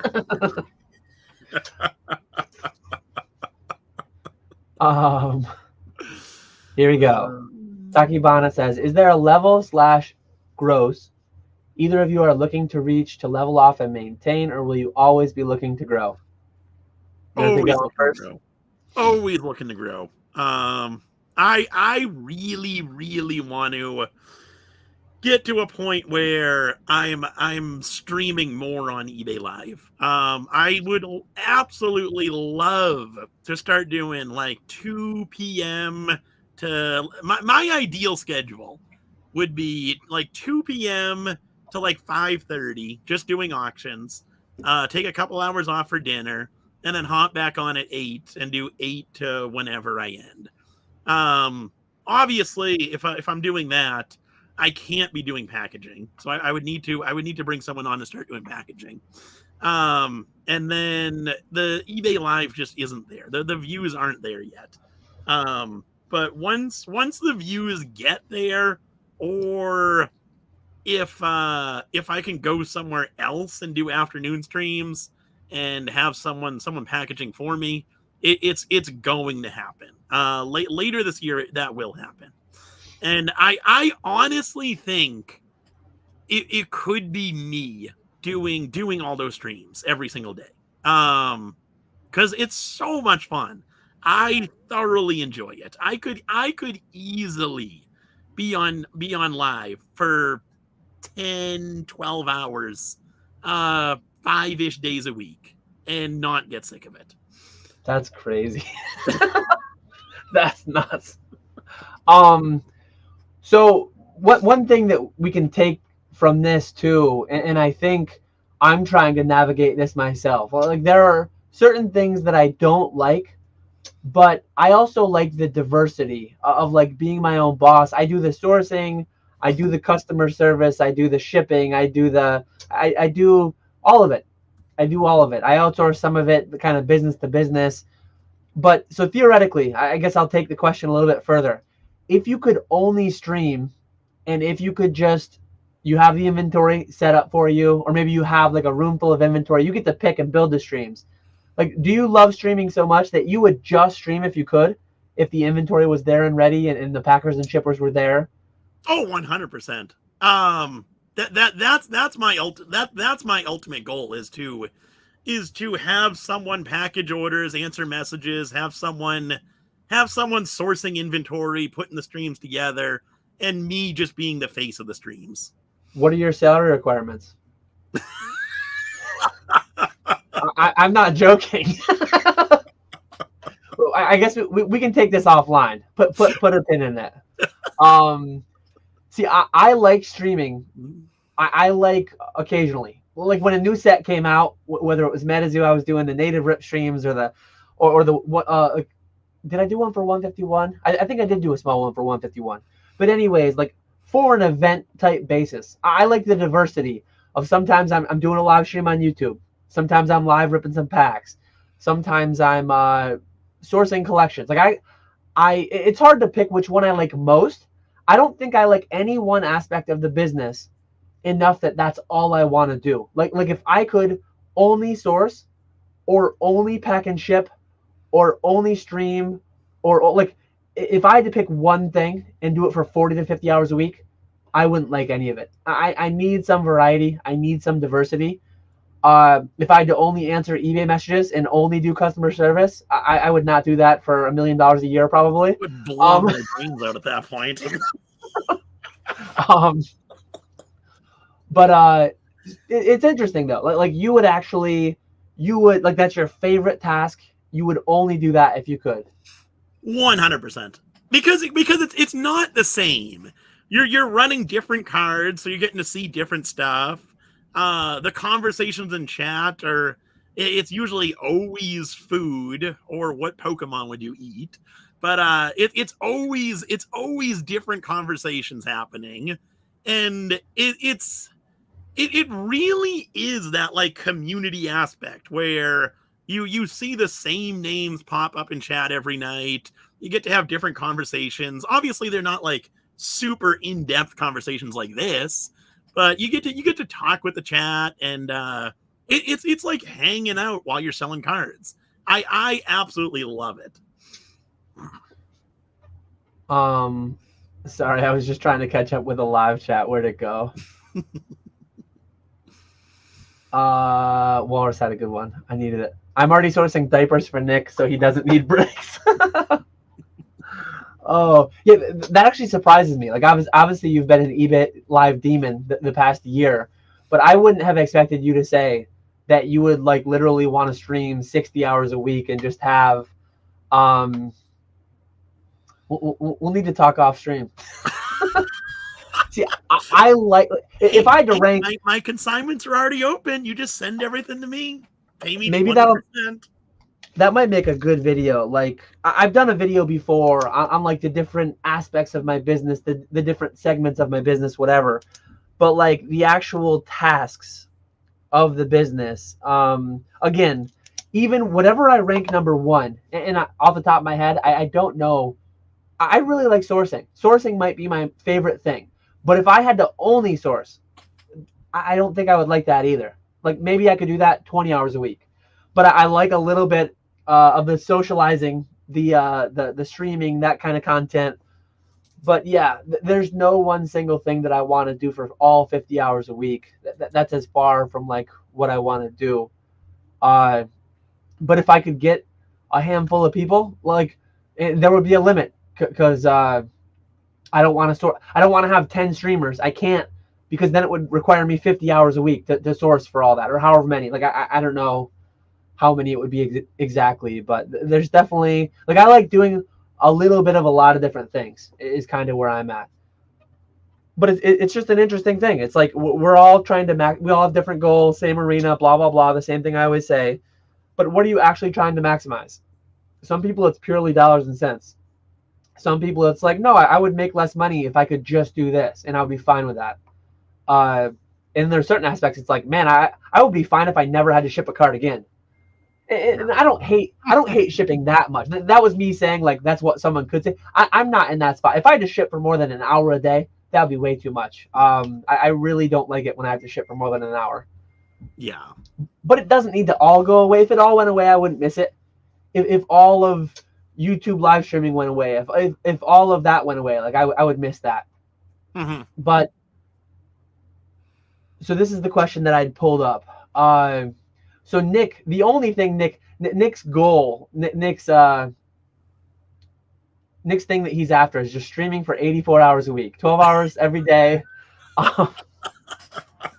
Not only do we need a diaper situation going on, we need some kind of a food and water, some sustenance mechanism.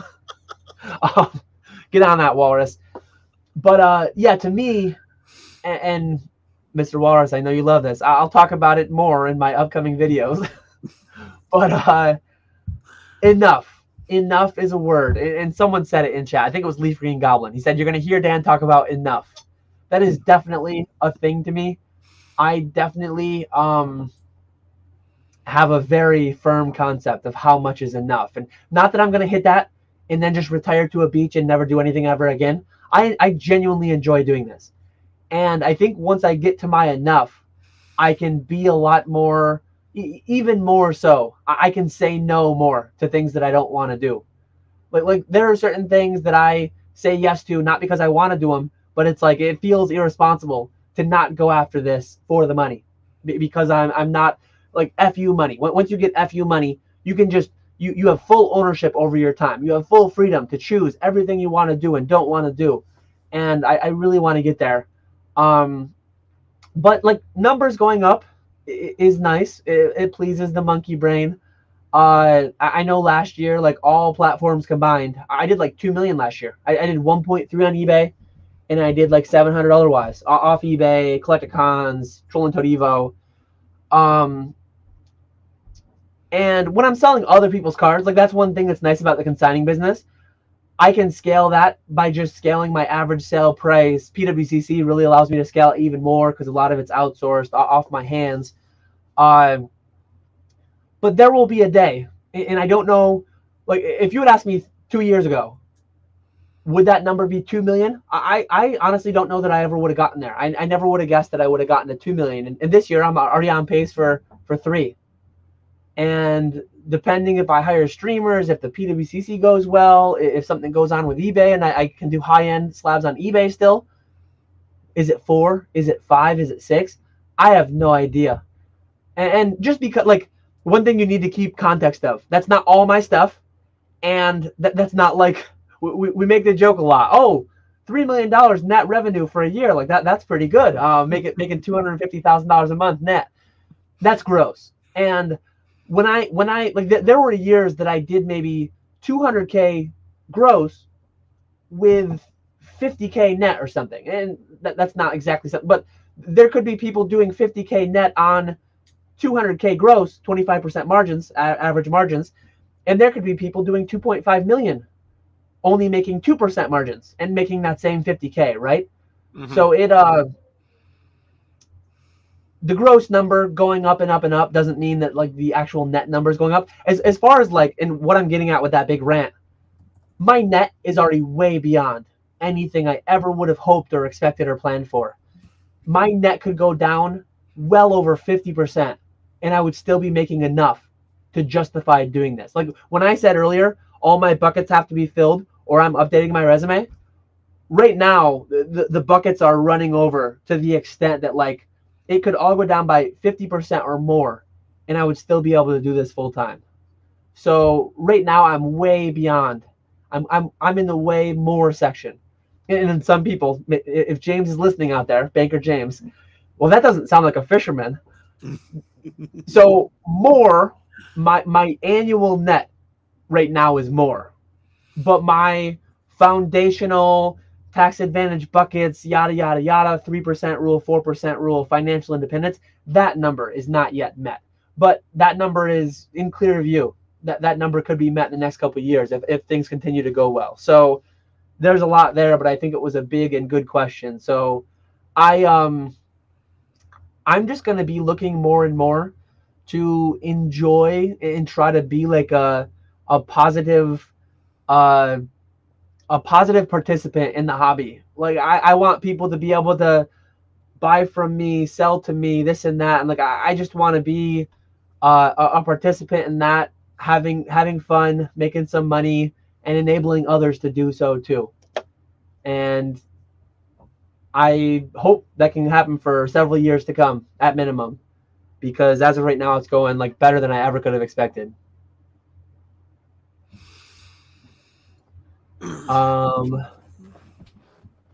But that surprised me. I'm still like, I'm kind of shocked that you said.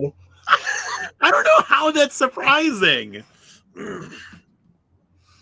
Because that, I just feel like that opportunity is so there.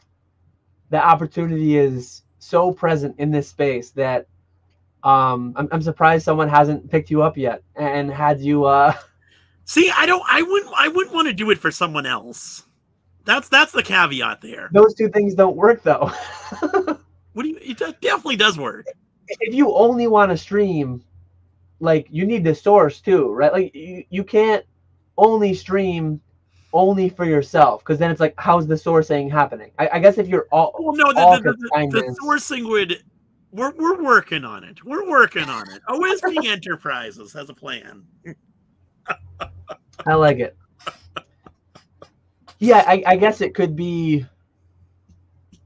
Because usually it's going to be involving. First, it's going to be involving having Walrus help, sourcing, shipping, and then as it grows, it'll be having other people come on. It's just interesting because it's like the opposite direction that I'm going. I want to hire the streamers so that I can source more and package and stuff less, and you're trying to like hire people up here so that you can be the streamer. I like it. Innovating. Honestly, the willingness to continue grinding even once you get to the point where you're making, say, 50 million a year is probably why you're at where you're at, Nick. See, I'm still a ways off from that, but I'm quite confident I will never be a deca millionaire. Like, not that if I didn't put my head down and really grind, if my lifelong goal was to have a net worth of $10 million, I feel like I could make that happen, but that's not my life goal. That and to like there would be some amount of luck that would have to be involved in that. I'm not saying confidently that I could do that, but I'm quite confident that I never will, because I'll just like take my foot off the gas well before that. If Pokemon 10 or 20 X's again, I guess I'm at risk of being that. So maybe it could happen. I mean, I didn't mean to be where I'm at today, net worth wise. It is not entirely by design. Like a large portion of it was luck. I mean, having 6 figures of Pokemon that 10 or 20x'd into 7 figures of Pokemon was very unexpected. Maybe my Bitcoin, maybe my Pokemon Sword and Shield investments, maybe my Scarlet and Violet palettes will make that happen though.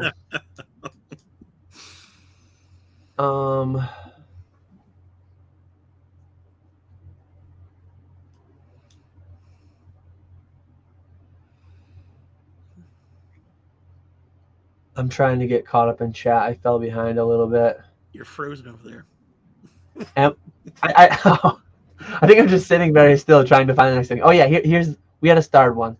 Alex H says, just got a full mint fossil unlimited set from vintage sealed package. Question is, do you see market for full graded set with sequential numbers, or just go for the hits?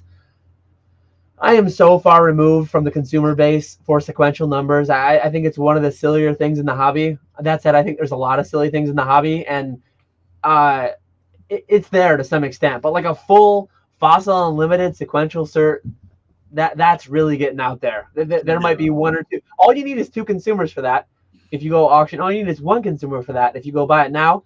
But I don't think you'll find that 1 consumer looking for a sequential cert unlimited set that is anywhere between 6s and maybe a 10 or 2, if I had to guess. Even when you say, like, I know you said mint, you grade a full mint fossil set, you are getting 6s, 7s, 8s, 9s, maybe a 10 or 2. I have graded enough WotC. I just know how that goes. So I would not grade all of them sequentially. I would grade the ones worth grading and sell the ones raw, not worth grading. Yeah, you're not. I don't think you're going to find a buyer for a whole set. It's tough enough to find a buyer for a whole set. There's no premium. I can't see there being any premium for a sequential set. I think where sequential sets come in is like if you take like the CD promos, Blastoise, Charizard, Venusaur. I think sequential sets in those are really cool because it's only 3 cards. But when you start talking 15, or if you're talking like the whole set, all 62 cards, I don't think people care at that point. We got Brandon in here with the old school Pokemon shade. You love to see it. I saw that. Thanks. Thanks for stopping in, Brandon. It was very nice to see you. Didn't get to talk much, but I did get to rub elbows with the executive a little bit. He got upgraded to an executive suite in the hotel. Oh, I saw that on Discord. Yes. Yeah. Takibana single-handedly keeping the stream alive. Love it. Appreciate you. If you had to choose one part of your business that is not the main part of your current business to focus on and expand your business, which part would it be and how would you go about it? I think I'm actively doing this right now. So, like, consignments has been a big part, but it's definitely undergoing a big change. I'm gonna try to do a fair bit, I think, with my PWCC account on auction type plays, auction type things. And I guess I'm not gonna spill the beans on everything I'm intending to do, but I see some opportunity. Again, PWCC is not eBay. I don't think it's the preeminent platform, but I'm bullish on their future. I know Fanatics has a lot of money, and I'm interested to see where I can take it. So I really like business to business. I really like the prospects of not having to deal with every item that I sell through PWCC. There's no contact form. They can't message me. I'm protected from all that, which is very, very nice feature. Really nice. That's a huge feature of consignment services in general, whether you want to consign through Nick's eBay Live, whether you want to consign through me, eBay, PWCC, whatever. That obviously removes you one step from like the customer, which is great. And I have a lot of positive, not to be like a Scrooge meanie guy, like all customers suck. Not that at all. The 1% though, the 1% can really get at you sometimes. It really gets frustrating sometimes when that vast minority of bad customers just drives you nuts sometimes. And this past week or two, it's been a rough go with all these auctions and stuff. But yeah, I'm really excited to see what and how I can grow. And one thing too, it's like kind of another nice side effect that you do get consigning too. But like a lot of my PWCC will just blend into the void. There's pros and cons to that, because when I sell on eBay, it's tied to my name, and I've been selling on eBay for 20 years, and I have tens of thousands of sales, tens of thousands of feedback. So there's a pro to that of building a name and a brand, and there's also a pro to some extent though of like just blending in.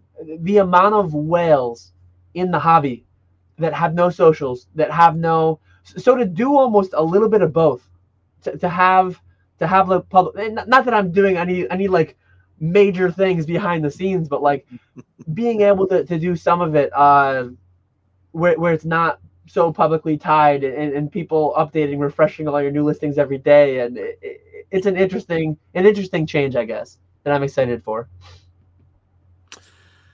I don't know. For me, I don't know. Yeah, I have no idea. I like the direction I'm going in. I don't know if I would like to get back into singles at some point. That's another thing, but I've already done that, so I honestly don't know. I honestly have no idea. I mean, like the direction that I'm going in. I was gonna say you literally just said you want 100% eBay Live, so yes, there's no opening for anything else. Like,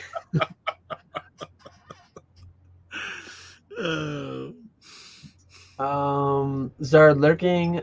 Once PSA Vault fully rolls out, do you guys think they would give people with bigger eBay sales a discount rate for their Vault services? Maybe more than 3%, but could be worth it. I know PK talked with Nat a little bit on that live stream that he did. I've heard through various grapevines that probably is not going to be a thing. Is it not going to be a thing at all? Are there not going to be people who get slightly preferential rates through them? I would be shocked if nobody did.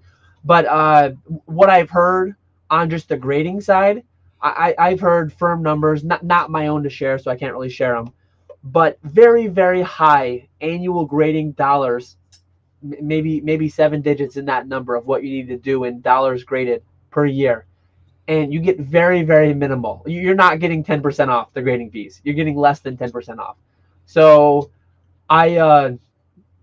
doesn't feel likely. Especially one thing that I'm at a bit of a crossroads on is, and it's that age-old thing. Like, do you put all your eggs in one basket, and do you watch that basket closely?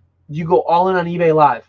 And then if eBay Live sinks, someone buys it, whatever, go all in on Troll and Toad Evo, go all in on MetaZoo, all in on eBay Vault. And then if it does well, you're poised to be in a really good spot. But if it fails, if it goes under, you're hurting. You're really hurting. And part of that is what's on my mind when I do a little bit with eBay and a little bit with PWCC. Over the past few years, I've been not 100%, but very, very high percent eBay.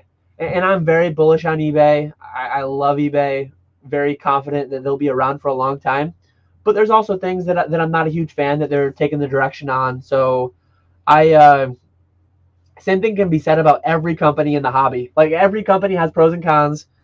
I guess some of them have more cons than pros and vice versa. But I went a lot of places with that. But I don't think I will do enough business with PSA Vault to justify getting a rate. One thing that I've already been asked multiple times is like, hey, you're doing eBay consignment, you're doing PWCC consignment. Are you going to do PSA Vault consignment when it comes out? I can't say no, 100% no. But like, at some point it also becomes way too convoluted. Like, hey, consign with me today. I have 27 flavors of consignment to choose from.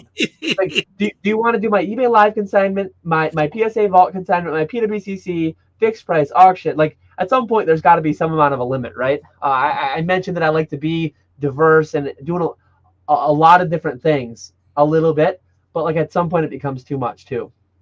Yeah, What do you for think? sure. I can't see the advantage. I guess if you got lower rates, that would be the advantage. But I can't see the advantage of doing like a PSA vault consignment.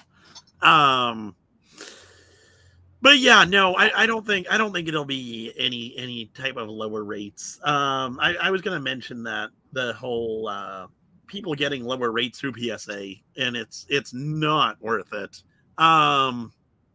But what I can see is almost as things get rolling, PSA getting lower eBay rates and lowering their fees a little bit for everyone though. That's the only thing I can see. They have as low as they can. I can see it happening. They're not going to get low. Well, I could be wrong here, but I think they have off the bat. I think they have Probstein level rates. I think they have as low as you can possibly get. Yeah, they're also, if they started out offering super low rates, they're going to get absolutely flooded. So I think part of it is they're not paying the same as us, but I think they set it high to kind of avoid getting absolutely inundated with cards. That's what I thought you were saying. I thought you were saying that you could see PSA lowering the price over time, and maybe they could. I thought you meant PSA getting lower rates over time with eBay. I think PSA out of the gate has already negotiated like probably as low as you can negotiate with eBay. I mean, I think what they did was they literally just bought the eBay vault. eBay intended to make 3% on that. PSA is paying that 3% that eBay was going to be getting, and they're just charging us 7 to 16%. So I mean, I think you see, and honestly, we were going to pay 3%, well, via buyer's premium, not via selling fees, but that's just semantics mostly. I think PSA is paying slightly less than 3%. I've heard speculation on what PWCC used to pay eBay. I've heard speculation on what like Probstein pays eBay, and I think they're right up there. I think day one out of the gate, because they're literally, I mean, they're PSA. It's like, hey, you're an industry titan, we're an industry titan. We grade 1 million cards a month. X% of these we forecast to be ultimately going through you. They're gonna they have very, very good rates. And will they slowly go down over time? Absolutely, they could. It's just I can see them changing over time to some extent too. Not that you want to change them every day. Not that you want to change them all the time. And going back to what I was saying earlier about like managing the influx of grading via changing your grading pricing. Obviously, you don't want to do that on a daily basis because it gets too crazy. But doing it monthly, quarterly, completely reasonable. We are going to be wrapping up pretty soon, but I do see a couple more questions I want to grab. Fat Belly says, would you sell sealed booster boxes X, Y, Sun, and Moon for 80%? No, I would buy them for that, so feel free to reach out. Nick probably would too, so feel free to reach out. If somebody hits you up with like Team Up or maybe not all the sets, but like some amount of the sets, you'd probably buy 80% to rip on eBay Live, right? Oh yeah, for sure. Maybe closer to 70 on some, but yeah, feel free to reach out, Fat Belly, because we might buy what you have.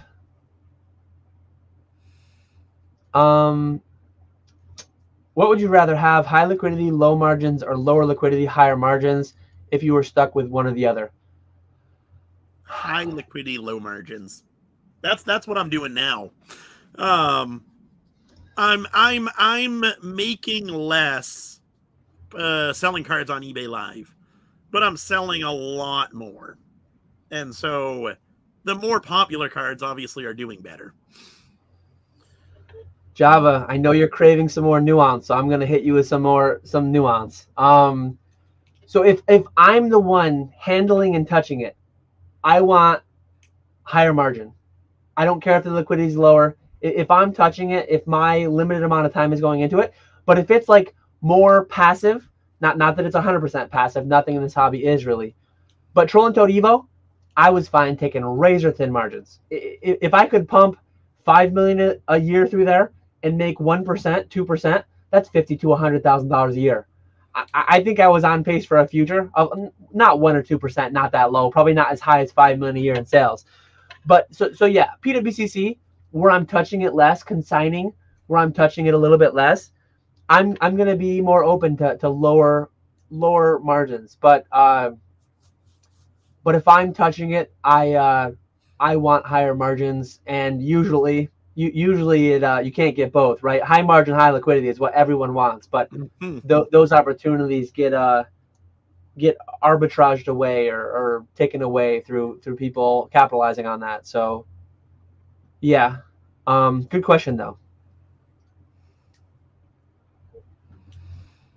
God, Nick is arrogant now. Can't imagine when he hits 50 million.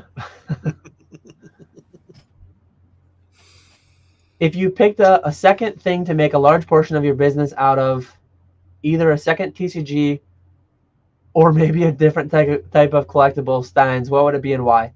Probably coins. I really like coins, especially if they were. I think they do well. They do well with. Didn't PWCC do coins for a while? Are they still? I haven't been on PWCC in so long. But yeah, I would do the same, coins. Just because we both have histories with them, we both have a decent amount of familiarity. They check a lot of the same boxes that the cards do: shiny, high value, easy to ship. Let's see. No card party for Walrus. Dan admitting he doesn't like talking to us in eBay messages, shaking my head. I did message Walrus. I forget what I said. What did I say? What a creep. Do you think that TCG players' automated sorting machines has a negative effect on singles pricing, or do you think that a decrease in singles prices in Scarlet Violet has more to do with print quality? High print, I think it has more to do with like overall supply. But yeah, like automation is going to make things easier and quicker to get things to market. So Roka's existence makes things cheaper. Definitely. I don't know about that. Because Rokas do definitely help. But there's still a lot of manual things that you need to do. Rokas only do so much. It eliminates one portion, but then you got to add those cards that the Roka sorted into your inventory. You got to pull those cards from your inventory. You got to package them. You got to mail them. I wouldn't say Roka's like drastically lowering pricing. They need a Roka 2, a Roka B, something that takes it out of the Roka and puts it into the envelopes. And yes. We need that. We need the full robotics for the whole process. We need the Amazon level of robotics over there. Yeah. If you could Frankenstein together the best features of all selling platforms into a perfect one-stop shop for the hobby, what would that look like? PWCC 4 years ago. I'm gonna say my quick answer is gonna be Whatnot on eBay. How much cash does eBay have? eBay. Oh, I'm sure they have a ton.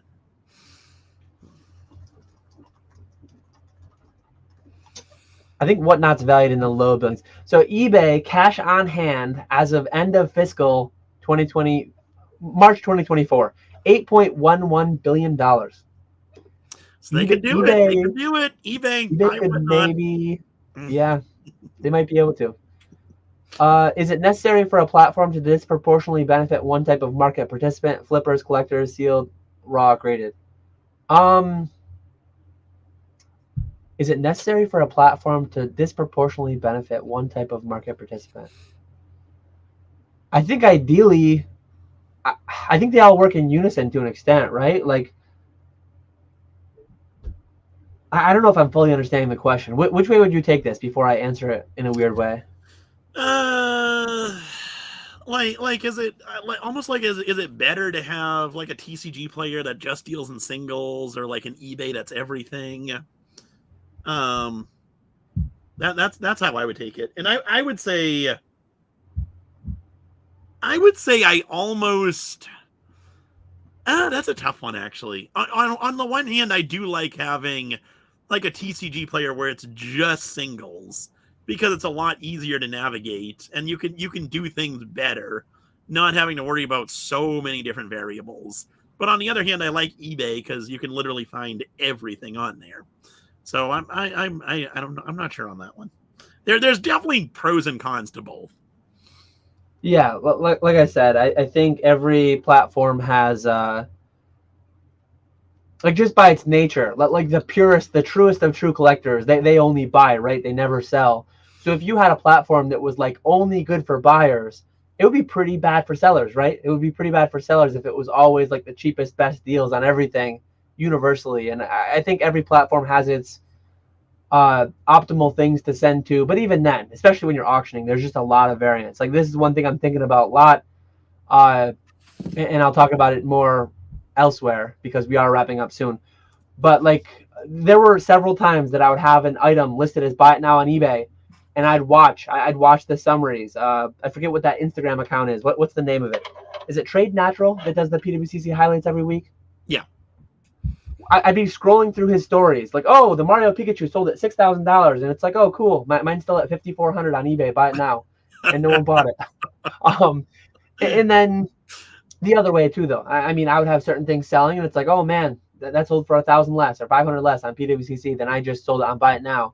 So yeah, there's always going to be platform arbitrage. There's always going to be, even in stocks, even in crypto, even in things with much higher liquidity, much higher like trading levels every day, like there's still platform arbitrage to some extent in even those markets, and we are way more inefficient, we are way more illiquid, we are way smaller scale than those, and so platform arbitrage will always be a thing. Yeah, for sure. See some upcoming Orlando recap content. I thought about doing an Orlando recap video. I think I'm just going to do it in my live next week. I don't have a ton to talk about because I was only there for a day. But I'll do my part, throwing a little bit of content out there on that. That was our last question. So that is everything we have for today. As always, appreciate everyone hanging out. We went a little bit into overtime there. Nick, you're live 9 o'clock? Yeah, 9 p.m. tonight. And then 9 p.m. Saturday night as well. What have you got for us? More Twilight? Right now, I don't have anything for you. But no, tonight will be a normal-ish night. Saturday nights I've been doing some higher end stuff, which I've been enjoying those kind of premiere streams on Saturday nights. So I'll definitely do that again. Tonight'll be normal stuff. Hopefully a whole bunch of pack ripping, and then Saturday night will be the saucy Saturday. Very nice. Keep an eye on my socials. Monday, I will have a video detailing all my new consignment rates. Tonight, I should have a thing about my eBay and PWCC consignment rates. Looking forward to that.